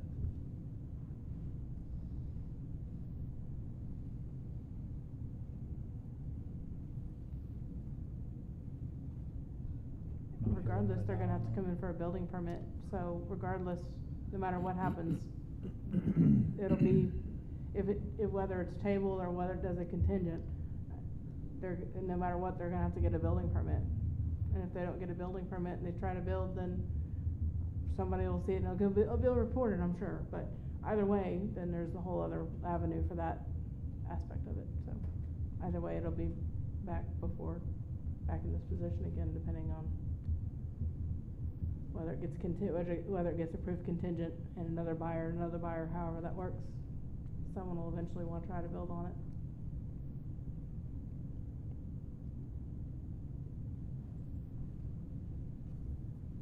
I have a motion. Okay. I make a motion to table till September 5th meeting. I'll second. We have a motion and a second. Call for a vote, please. Thomas Newsom, Yes. Whitney Kerr, No. Shane Knight, Yes. Drew Jackson. Yes.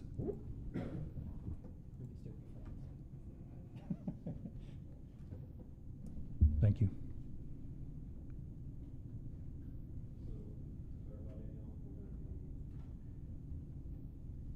Five E, discussion, consideration, and possible action on PC 2023-16, a plan unit development and a preliminary plat request for property located near Linwood Drive and Thomas Circle. Ms. Danielle. This is a mix of a plan unit development and a preliminary plat. The reason behind the preliminary plat is because the applicant is wanting to have public utilities, public streets, public water, sewer, etc. And so that would trigger that preliminary plat piece of it. The entire lot is about 6.3 acres. Again, we're kind of in the reason behind the PUD primarily is because they're wanting have multiple buildings on a lot. There was another piece of it where there's some setbacks that are a little less than what is normally required. Looks like there's a couple that was 10 and 15 foot instead of the required, it's 20 or 25. And then the the site plan has about 40 units total and 5 multifamily structures with on-site parking. The land use map does have mixed use as far as commercial and residential, so it is generally in line with the comprehensive plan. The Public Works Department had concerns about having the public infrastructure. Part of it was because of the current street. There is a current Linden Woods Drive that's there that likely does not meet the city requirements as far as width and right-of-way, etc. That is a public road, is my understanding, based on what the research that city staff did. And so that's what the street superintendent told me is concerned about, having that to be basically inherit further problems. Philip is here as well as the public works director. If you have additional questions on the water and sewer lines, my understanding is there's a water line that runs underneath the street currently. So anytime they have to fix it, they'll have to break up the concrete, repair it, and then replace the concrete. But yeah, that's the main thing that was kind of the differing of opinion between the two. So that's the other reason we're here. Okay, thank you. I think you said this, but I may have you restate it just to make sure I heard you correctly. So the reason for the PUD outside of multiple buildings was? There's some setbacks. There was one that was a 10-foot instead of 15, and then they have a rear is 20, and the required is, I'll tell you in just a second. Oh, sorry, it is 20. Or no, I'm sorry. Yeah, oh, it is 20. The sides were different. It's required to be 15 or 1 foot per 1 foot height. Could we put up page 82, please?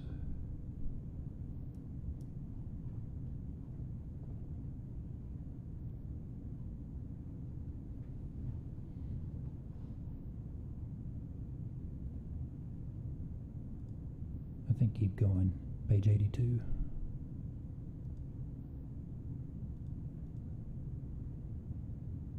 There you go. Right there. Thanks. So where are we not meeting the setbacks? Basically be that middle area, close to the street, and then the one to the south of Linden Woods Drive. Those two areas. I didn't follow on the middle. The middle where there's the two complexes, right where the arrow's next. Yep, right where the arrow's at, right there. Okay. And then the one that's on the furthest south one. And the way that it was told to staff was that they had to kind of change some setbacks due to the 60-foot right-of-way for that's required for the street.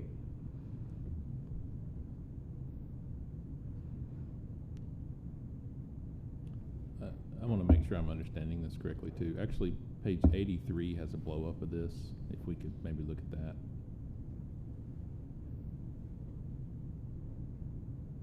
So the setback lines on this middle building that you're talking about, Danielle? And that was, that may be different because we had one that was submitted after the packet. Yes, that's different because than what's in the packet. You guys had that in email. Yes. Yep. I was like, wait, that's wrong.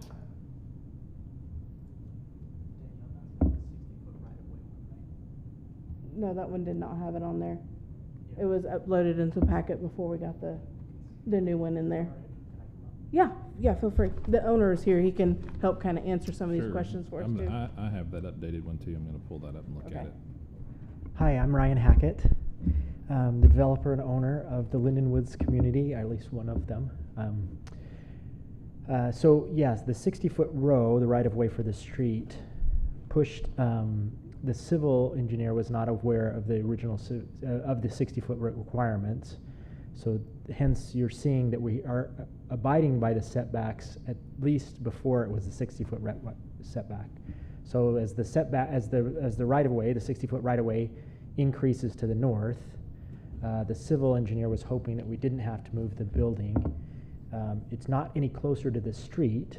It's just that the right-of-way line, the north line, changed. It increased by the 60 feet, and so the building is still in the same place, but now we're only seeing that there was a 10-foot setback off of the 60-foot off of the 60-foot row. And I'm not sure on the south. We do have a 25-foot setback on the southern building, so I'm not sure exactly where, if there was an issue on that one. I don't remember there being one. There could have been. Danielle maybe remembers talking a little bit about it. I don't remember if that's the case because there is 25 feet off of that. I think it's just that middle building where we have. These are apartment type units, 2-story, and so that there's a stair coming out of that side, which we thought was appropriate. To continue to have access with the sidewalks and things like that. So that was a change after we had submitted it and had some comments back to review. And so that's where the the 10-foot setback came off of the row, the 60-foot row. Just so you know, this is an addition to the current Linden Woods community that's out there. We have some single family out there. We have some duplexes. We have some townhouses from our latest phases. These are going to be apartments. Our type of funding, we use federal tax credits and state tax credits to do this, and they're affordable. They're rent and income restricted, so they're held in an affordable level of rent. Those credits are competitive, and they've changed the rules, or modified the rules over the years that we've been doing this. We really do like the single family and the duplex kind of. It kind of gives, you know, a nice single family community kind of thing, but they've made it so that they're trying to, because of the affordability issues in the United States, they've gotten a little bit tighter, and so obviously garages and things like that are more expensive, and in order to get the projects funded, we've kind of had to reduce some of those amenities. It's a little bit cheaper to stack units on top of each other.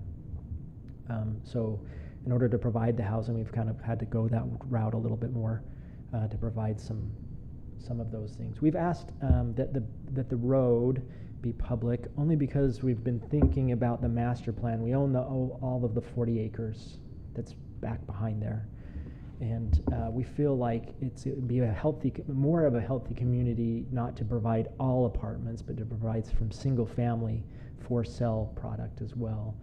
To have people that are in the community, living in the community, that have some value to stay in the community.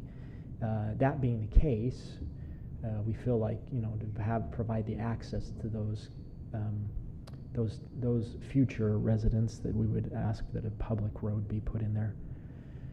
That was kind of the reasoning behind that, and we just didn't know as far as the laterals, the water and sewer lateral.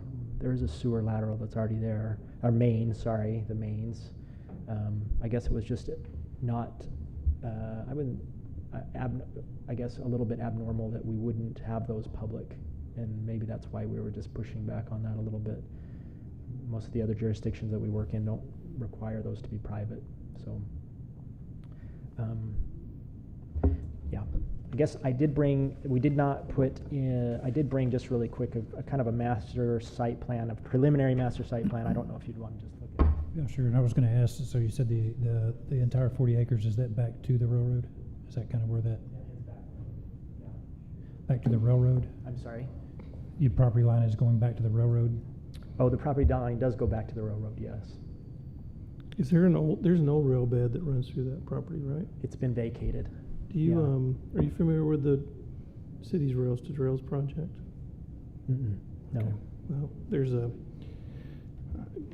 a hopefully in January we're going to be building a bridge across Chuckwaw Creek just to the south of that property, with an idea that there would be an opportunity for us to have a walking trail all the way to 69 from downtown. Nice. And so I'm just bringing that up because I have a piece of property to the south of that's going to be accessible now without having to walk up First Street, and just putting that bug in your ear that you may want to, eventually, hopefully, we'll find a way to tie all those properties together so that there's a walking, bike, hike trail that gets you from your property all the way to downtown without having to walk down the state highway. So that would be fantastic. We would love to be a part of that, honestly. Any way to connect communities is the best way to go, for sure. I have a question. Is what you're calling the streets are just the street, the one that we're just asking to the public one is just the main feeder that comes off of First, and in none of the parking lots. Those would obviously be, we would own those, and those would be private. So I'm not sure what we're talking about with the public versus private street, Danielle. There's another section that's not shown on this plat that goes to that already exists going to First. Okay. And that, from what city has found, is a private road. It's a private road. When we first did, oh yeah, there you go. That should be, there it is, right there. Okay, yeah. So it'd be from that white area. Yeah, okay. Yeah. Does that road serve anything other than the apartment complex? It's a feeder that goes into the other part of Linden Woods of the single family and duplex area. There's another house there that we don't own, just the, Yes. Yeah, there where is. you see that future phase right there with the detention pond. There's another house just to the west of that we don't own that part of it. But I don't think any of the other businesses come off of that road, because we built that, it was just like a dirt gravel kind of road before we built to come into the other phases. I guess my take on that is if it only went to the apartment complex, if there was nothing else there, then I could understand keeping it a private entity. But if it's serving another part of the community, if it's serving another house, I think that's less private, so.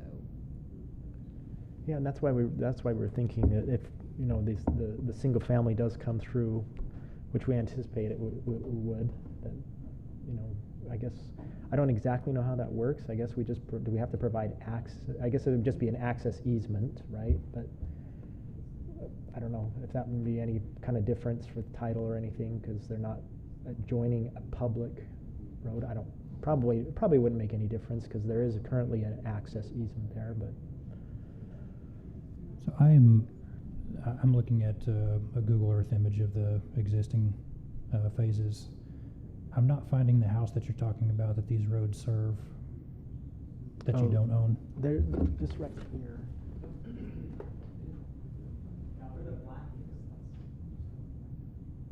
Somebody else's property that comes off there. So the majority is our community, for sure, Yeah. that we've built out so far. And so the road that's going down, or that's being extended to serve the apartment complex, is which road?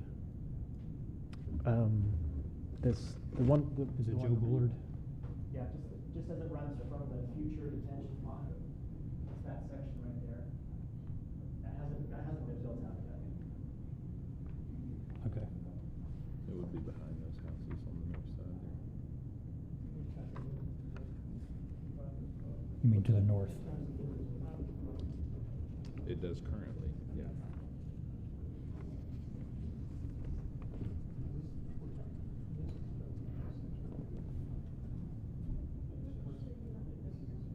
Yes, that's correct.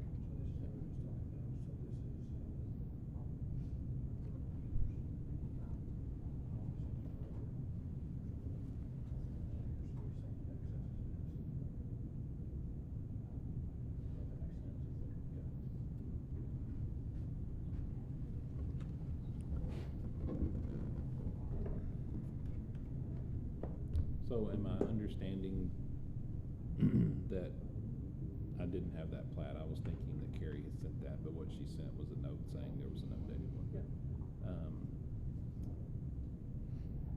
There's a 60-foot right-of-way on the street, so 30 feet either side, and their buildings, as currently laid out, are going to be within that right-of-way. The building itself doesn't appear to be. No, the building wouldn't be.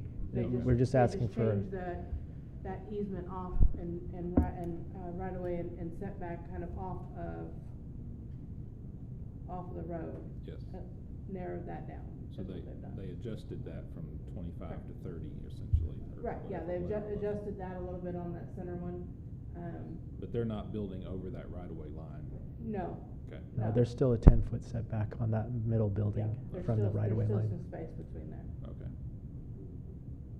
And it's that segment that, what Carl's concern, the street supervisor's concern is that segment of road that's currently existing. Not the new part, because obviously that can be brought up to, that can be made city code. It's that piece that existing is his concern. If it's okay, I may invite Mr. Hightower up to speak, and we may have additional questions for Sure. you, if that's okay. Thank you. Thanks. This is just a preliminary Yes, sir. plat, that's all this is, yeah. I know that you've requested, that they maintain ownership, so I just wanted to give you an opportunity to speak to that. Yeah, and it's exactly as Danielle said. That one part of the road doesn't meet our our standards. We are trying, like the sewer and water, whenever it comes to apartment complexes, we're trying to go to where they have to have a master meter. We're going to work on an ordinance to change that, for simple fact that once if you put yard lines up in there, we're having to go onto private property, and we're not allowed to do that, to work on water lines and stuff. I know in the past they have allowed it. We've got apartment complexes that's got water meters at every apartment. But whenever we have line breaks like that, we have to go on private property and fix them, and it's really against the law for us to do that. So that's why we're asking for the master meters on the water and sewer. You made a comment about the streets not meeting standard. The first portion of that street's not. In what way does it not meet it? It's not the proper width and standard width. So I don't know if it was just the width, if there was some other characteristic that it didn't meet. Not that I know. I don't know if it was up to ODOT standards when it was poured. I mean, the city, that's what we go by, is ODOT standards. So, are you aware if the other roads do meet our standards other than the northern road? No, I'm not. So, are you familiar with how well they've been maintained or haven't been? I haven't been in there to look at them myself. I have been told that they haven't been maintained that well. So. That they have not been? Yeah. So. Any details on how it's not maintained? No, he did not. Yeah. So. Any questions or any other questions?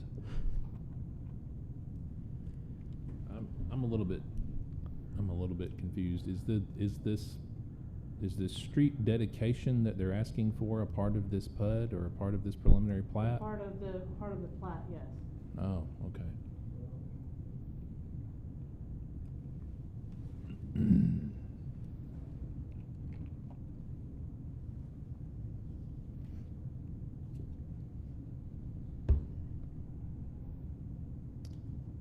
I don't like that.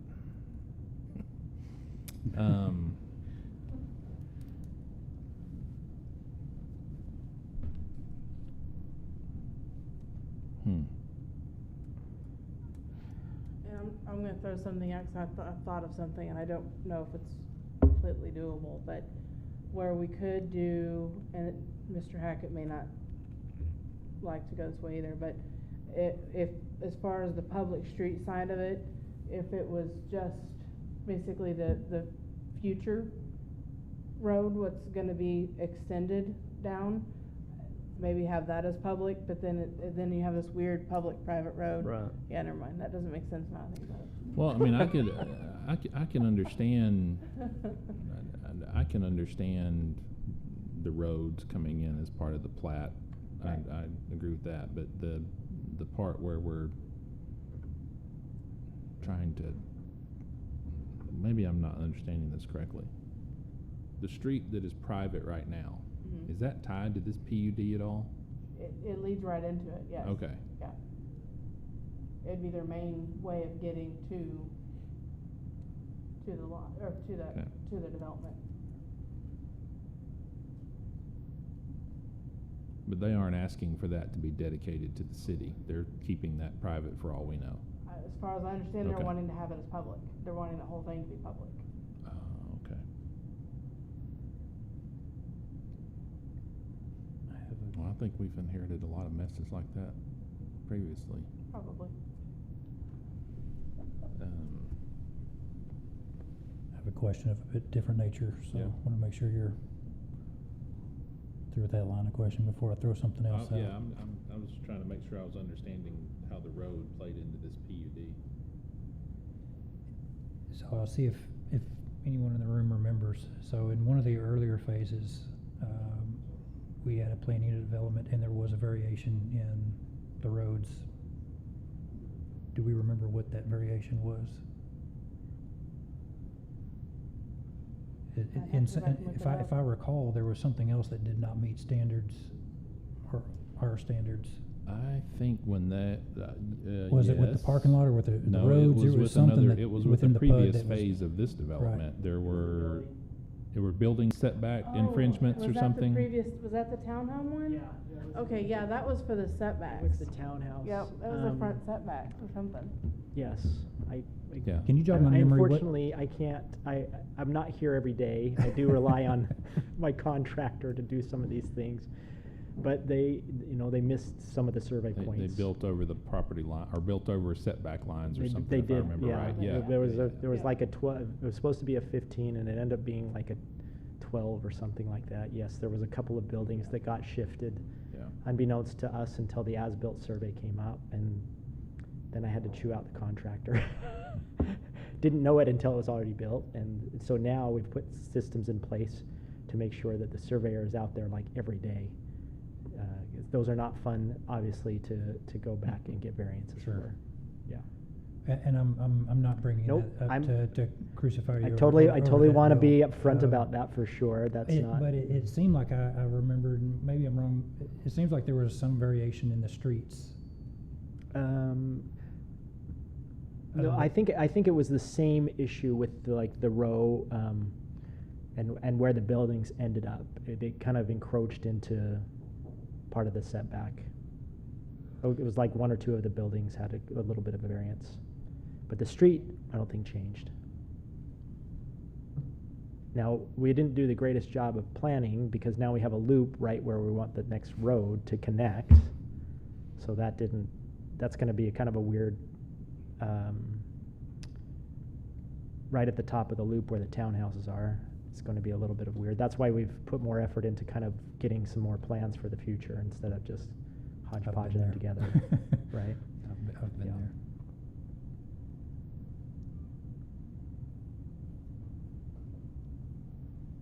But as far as the other road, yeah, the private part of it, obviously that was the very first road that we had to bring in to start the process, not knowing that there would be more than just the early phase. So right now the private just goes to the intersection, so and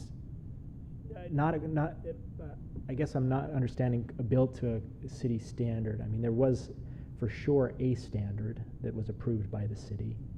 We weren't just putting roads in that weren't to some approval. Now, is it missing a couple of feet of width or something because that was the actual city standard? Then I totally agree with that. But yeah, I mean, ideally it would be nice to dedicate the portion as well that comes in, but there is kind of a defining line right there at the intersection that could change to that's part of this plat that would change to public. I mean, that we're asking to be public, but When you say intersection, are you talking about Lindenwood and Olivia? yes.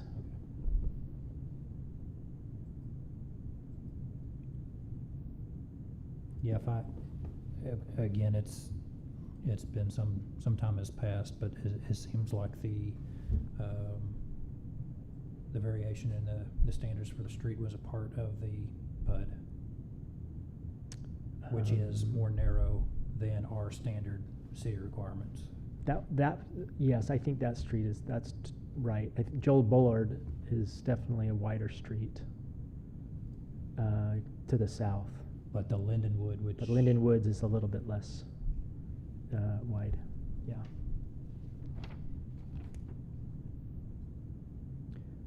Like I said, it's not a deal killer if we keep it private. We were just trying to think about the future development and the access to for sale single family kind of thing. That's what we're. It appears as though Lindenwood would be the only access to the future development. Is that correct? Yes. Is the drive that's off of that top of the Thomas Circle? Well, that will be the feeder for sure, and then with the future development, there would be multiple accesses back to the Lindenwoods Drive. Yeah, but I'm thinking the part of Lindenwood that we're questioning that's currently private, that Lindenwood is gonna be the only access into this entire other 40-acre portion, correct? Yes. Does the expansion of Lindenwood also allow for us to maintain setbacks for those duplexes on, looks like Madeline? Yes, Rear setback. yes, the 60-foot row just, increases to the north to make the row wider to the north, because there is that property line, so those setbacks remain on So the is there a jog in the duplexes. road? Will there there be a a jog in the road going to the north to maintain those setbacks? You said it's widened to the north. That's my understanding.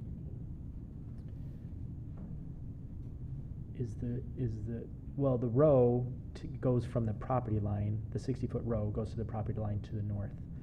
So the duplexes are not being encroached on by anything. Those are still maintaining the setbacks that are already Okay. originally there.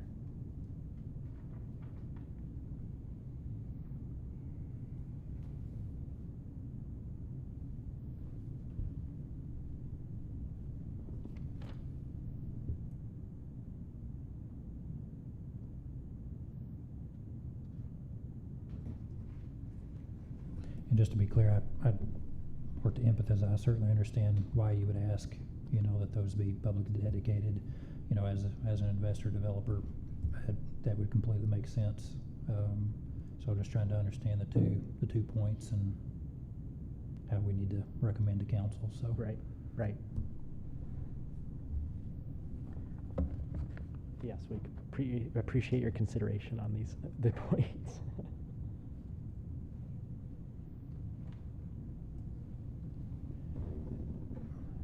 Tom, were you still here? Is there any Physical plant? Yeah. guidance that we should follow in terms of what determines whether it should be public or private? I guess my thought is that's not normally something that's in purview, but since it's being made part of the PUD. I will throw out an ordinance. It says that no principal building shall hereafter be constructed on a lot that does not abut a public dedicated street. So, I may have answered the question, but I'll let Tom. Can you say that one more time? No principal building shall hereafter be constructed on a lot that does not abut a public dedicated street. So the lot abut a public dedicated street. Oh, yeah. As a general rule, I don't consider this any different than any other platted area in that it's common for a platted area to then have the streets dedicated so long as they're built to the standards required by the city. And I think this body and the city council can require that if, in order to be dedicated to the city and be adopted by the city, they have to be built to that standard, whatever those standards are. I will admit, having not been listening as intently as I should have back there, but from what I reviewed, that if there are, whether it's width, construction standards, turning radiuses, whatever it is that the city would require to adopt as a public street, they can require that within this application. And Danielle's right that as a general rule, all developed lots have to adjoin a publicly dedicated street. So I think that would be the anticipation, is that they would ultimately be adopted, but must meet those standards. I think one of the public works issues is the piece that's already built out, that doesn't apparently meet the width. So the Lindenwood comes off of First, going down into the current development. I think that's what Public Works' main concern is, if I'm not. Okay. Straightforward. Piece is currently private. Yes. If the disclosure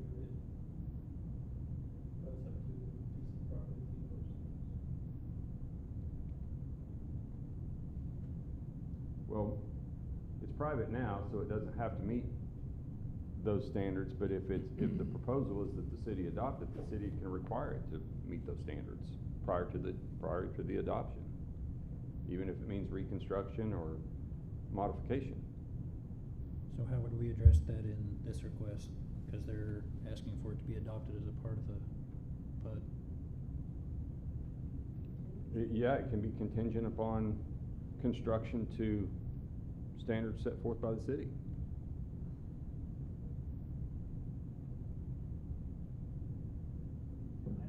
And I'm not even sure it's an either or. I'm not sure that it's, well, they could choose to keep it private because all the lots must abut a public street, and all the public streets have to meet standards. And those standards are there for a reason, whether it's emergency vehicle access or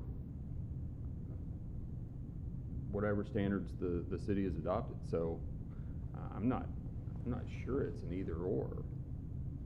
Either they keep it private and keep it like it is, or bring it up to standard and dedicate it to the city.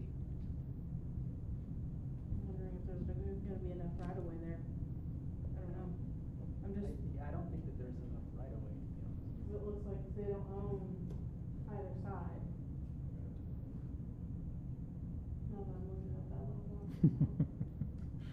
I don't know. I mean, if it's only a little bit, maybe, but I don't know how much is short. Well, at the risk of being crass, that's not the city's problem. If you don't own the property, I mean, if you haven't purchased the right of way to get to where you want to be, then maybe you just can't get there. And so that becomes, that's a developer's issue. If they don't have an existing right of way or that's big enough, they need to purchase it. I think my issue with that, I'm in 100% agreement with that, Tom, but I think my issue with this road thing is that even in looking at the future development, there's no other access to get back there other than through That was my next Lindenwood. question, is there a second means of egress? So it's not like they could use Joe Bullard as a main thoroughfare because it's locked already.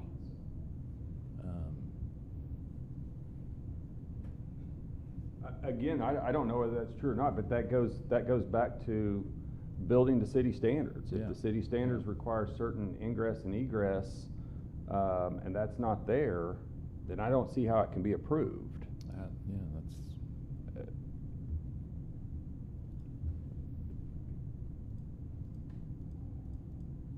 Am I looking at that accurately, that Lindenwood is the only access? Currently, yes. Easement agreement for emergency access. Correct. What is the, Say that again? It's where it's just to the south. It's dotted. It says easement agreement for emergency access.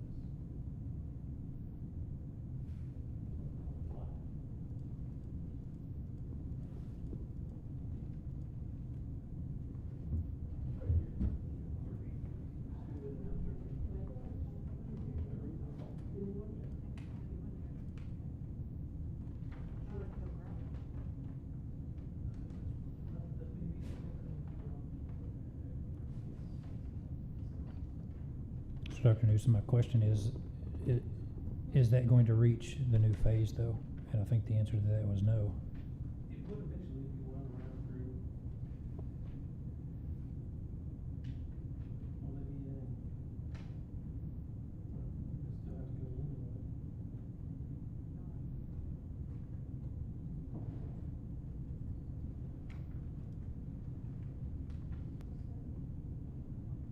So you're looking at Joe Bullard Drive, which dead ends into a duplex. So it wouldn't reach to the east.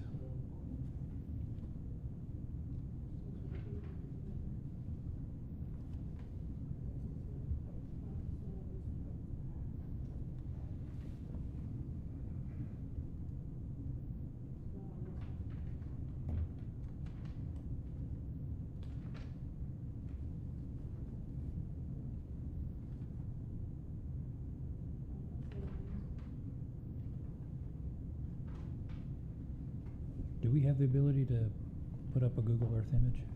So, I think that gives a clearer picture of its current state.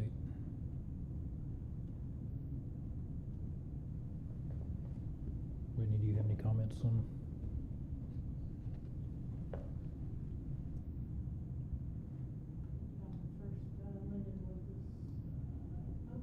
North. And change to a satellite image.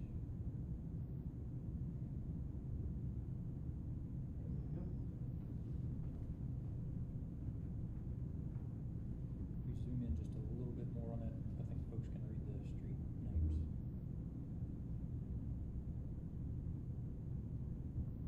So Lindenwood being the street on the north first, that dead ends.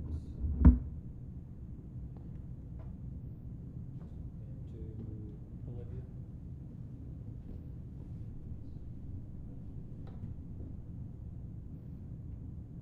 Thanks, appreciate you doing it. So is the existing Linden Woods that may not meet the width requirements, or Linden Correct. Wood extended east that would? The current Lindenwood, that dead ends. Both if there's not right of way. Well, the right of way will be there for the plat shows the right of way for the new road. Yeah. So the new road will have all of the correct right of ways, et cetera.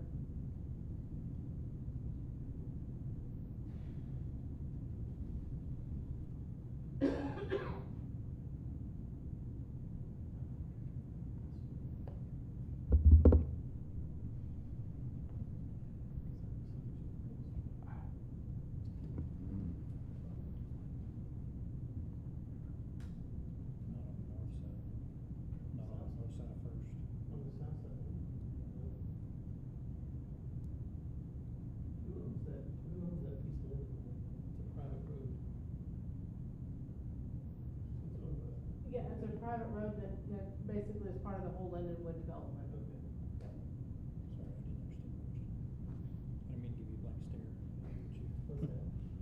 Sorry, I didn't mean to give you a blank stare. I didn't know what you were asking. That piece of the road, not, yeah.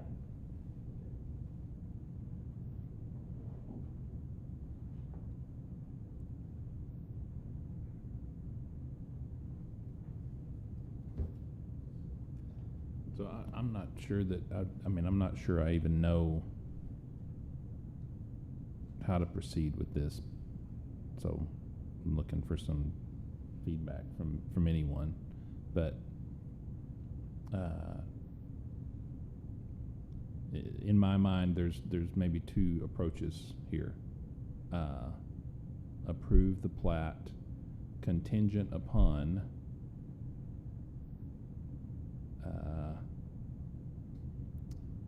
this stretch of Lindenwood becoming dedicated to the city. Just, I know that's not all that's going in the bucket, but the city's probably not going to accept that unless it meets their standards. The new road, right? The new, yes. Yeah. No, the existing road. The existing. The existing does not Oh, the meet the existing. standards, yeah. Okay. So Yeah, why would yeah, the you're city, probably why would the right. city accept a private road that doesn't meet their standards? It's very So I'm possible, just, right? that's a little bit of a hypothetical. Yeah, no, okay, I'm following you now. Or Okay. we approve this plat minus this street request, Okay.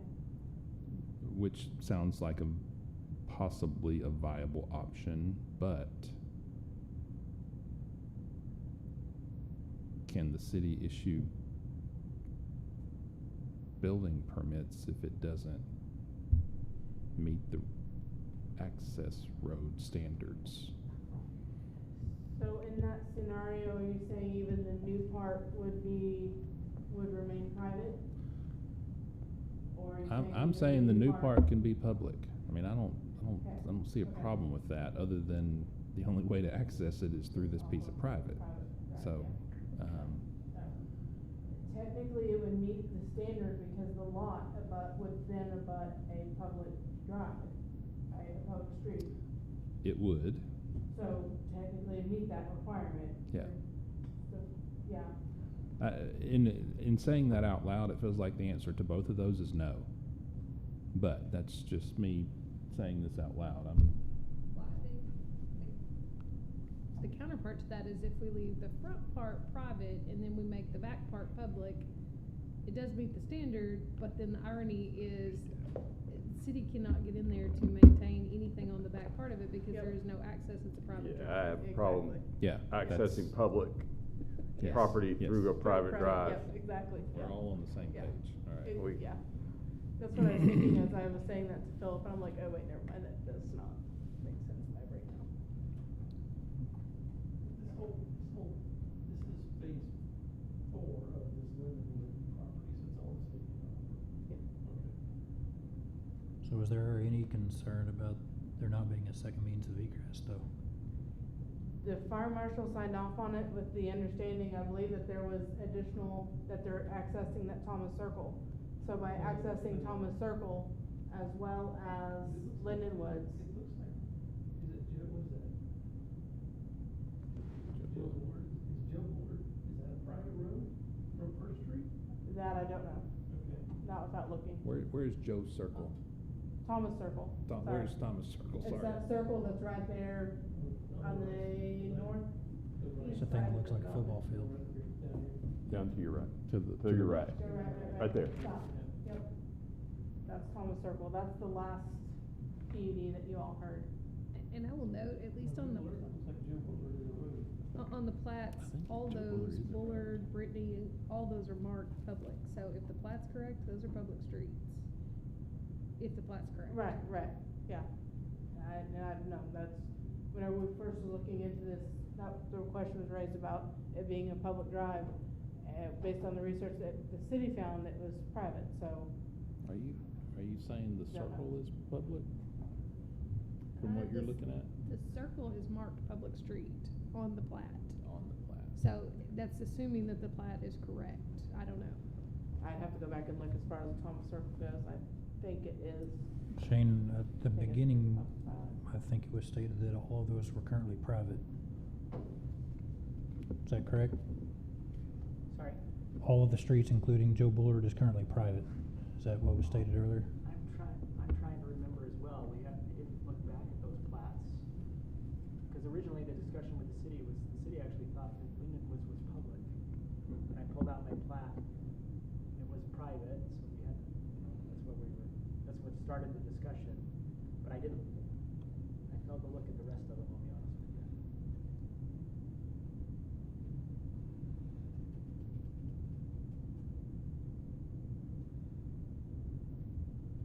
Seems odd that Thomas Circle would be a public street with on-street parking. But, I mean, what do I know? Yeah, I'd be curious as to the basis for the surveyor's demarcation of public Yeah, streets I on all of zoomed those. in, Whitney. I see where it says public too. You're right. So I'm gonna.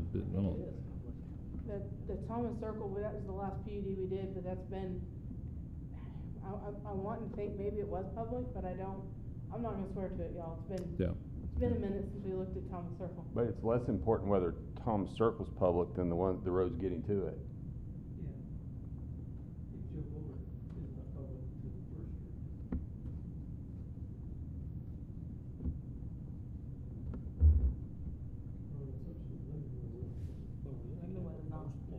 I don't know about Joe Bullard.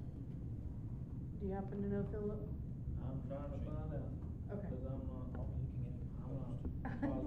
Yeah, I didn't look at Joe Bullard at all. So grab my computer, probably make sure I have the plats. Okay. Yeah, you should be able to.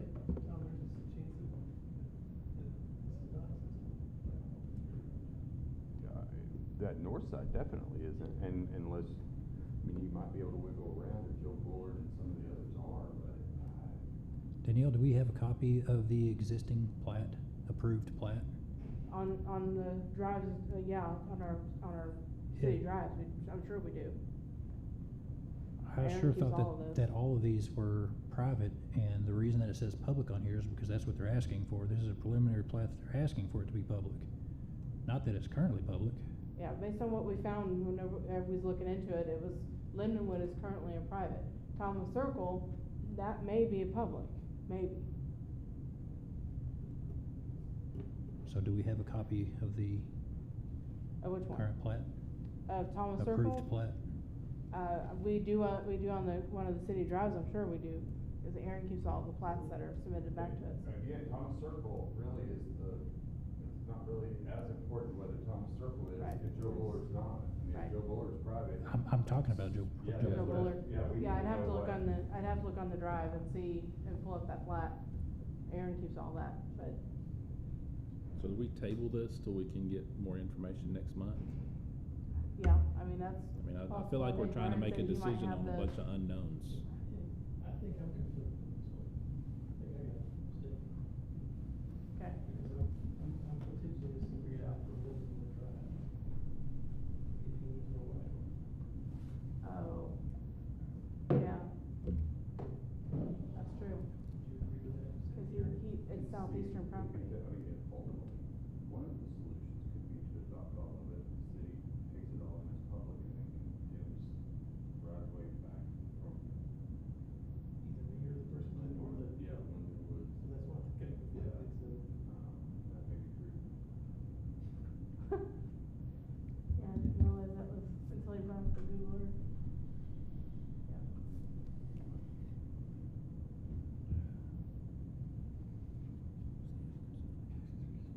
I don't know. And, Mr. Hackett said that he might have the plats on his computer, so we can, potentially look at that. If you want, we can. Do what? I said, I'm pretty sure it's all private, because Carl does not fix streets. Right, yeah. Can't get on the price line. He said he's pretty sure it's private, cause Carl wouldn't go in and fix streets that were private. Wait, did I say that right? So I was thinking, I was like, wait, did that come?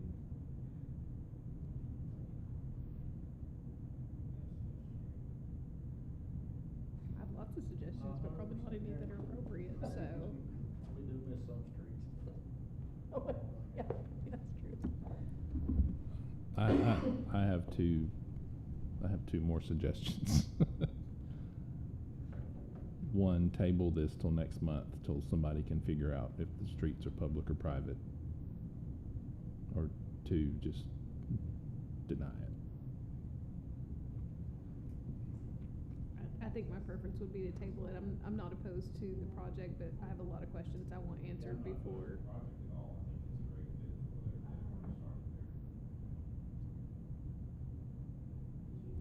I have the same sentiment. I'd like to find a solution. Without further answers, I don't have any.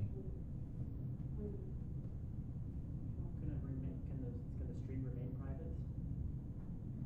We were asking for public, but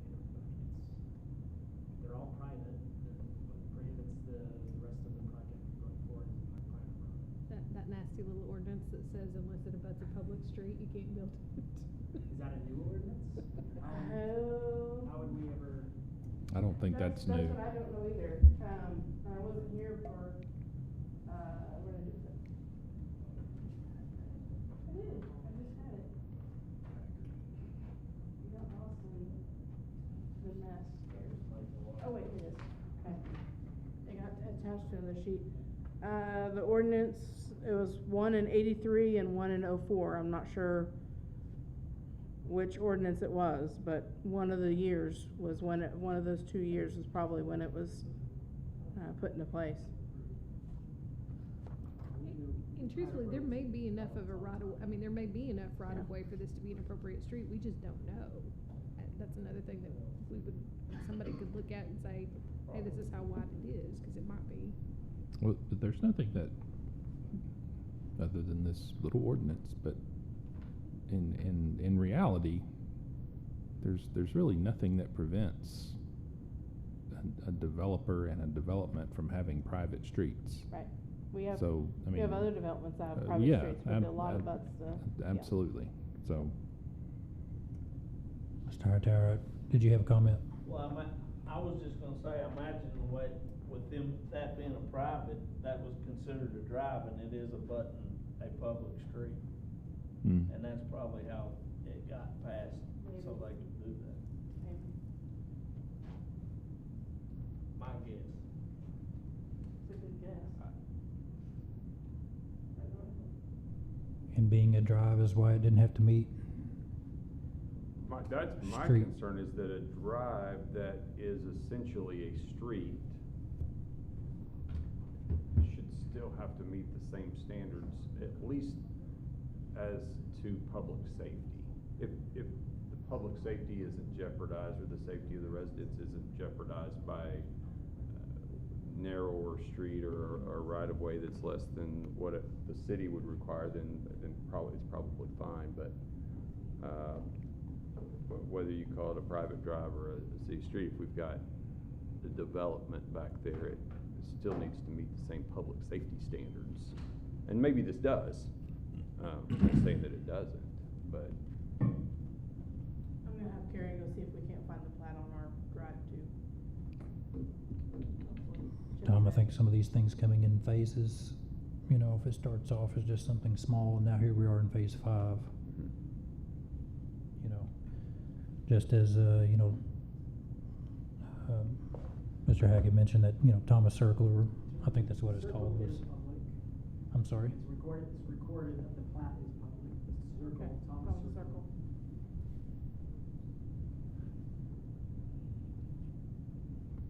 Let me see.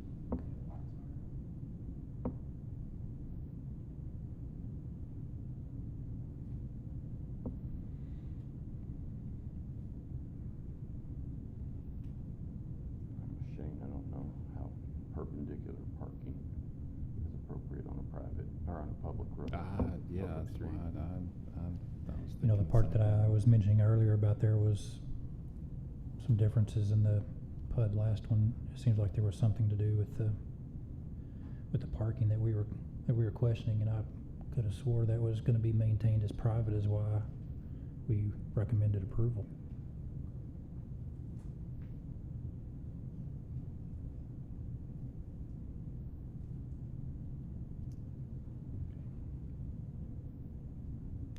I think there's too many unknowns. I mean, I like the project. I agree with Whitney. My recommendation. I'll accept a motion.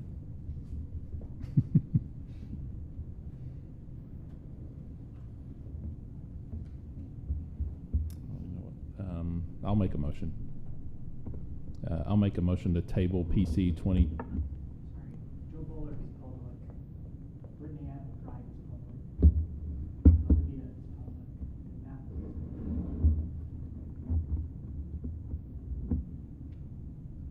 Bullard really recorded class, so the only thing that's not public is just that drive section. That could have been because we couldn't get the land on either side to make it. I don't remember this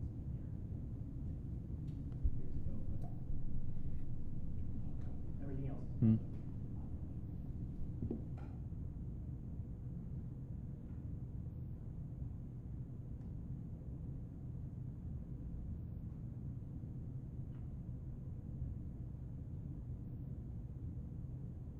I'm gonna make my motion.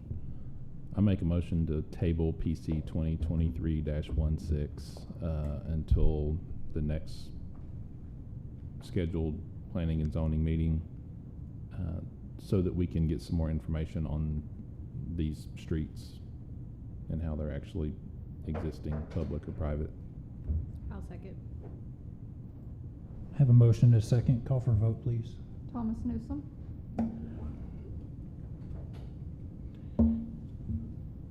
I'm gonna vote yes, with the caveat that at some point I may be conflicted out of voting on this project. Whitney Kerr, Yes. Shane Knight, Yes. Drew Jackson. Yes. Thank you.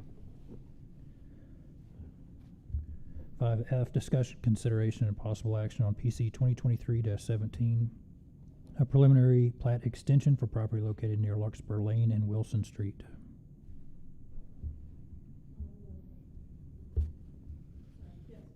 This is a preliminary plat extension request from Dr. Whittington regarding the Cache Acres property is near Wilson and Larkspur.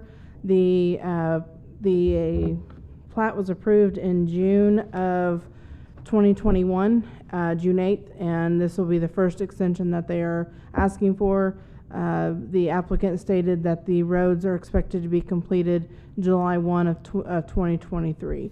The reason that they are stating is that the University Boulevard project hampered the project, and further stated that water, sewer, and stormwater have been completed. Staff did ask other staff members regarding any issues with this, and none was brought up. They said that they seem to have the runoff issues handled relatively better than they have before, so it's something that'll still be kept an eye on. There's still some work to be done, is my understanding as well, regarding the stormwater issue.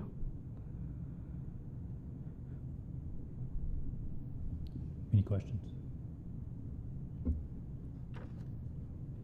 It's my recollection the last couple times we've done a plat extension, we required them to meet the updated ordinances, including walkways and lots. I'll just make the recommendation we do the same.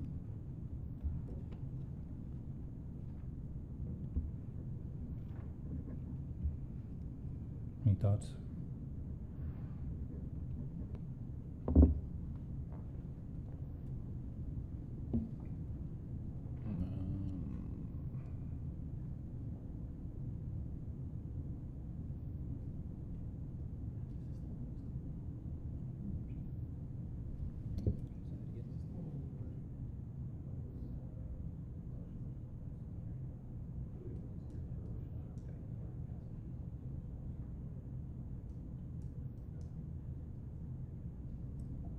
Any other discussion?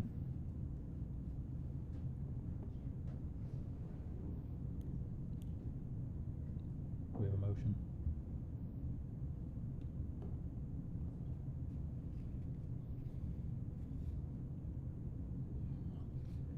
I'll make the motion that we approve contingent upon meeting all updated ordinances, including the walkways and lights. I'll second that. We have a motion and a second. Call for a vote, please. Thomas Newsome. Yes. Whitney Kerr. Yes. Shane Knight. Yes. Drew Jackson. Yes. Ms. O'Neill, is there any new business? We have a motion for adjournment. I motion for adjournment. I'll second.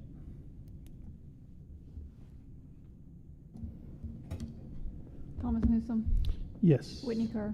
Yes. Shane Knight. Yes. Drew Jackson. Yes. We're adjourned. Thank you.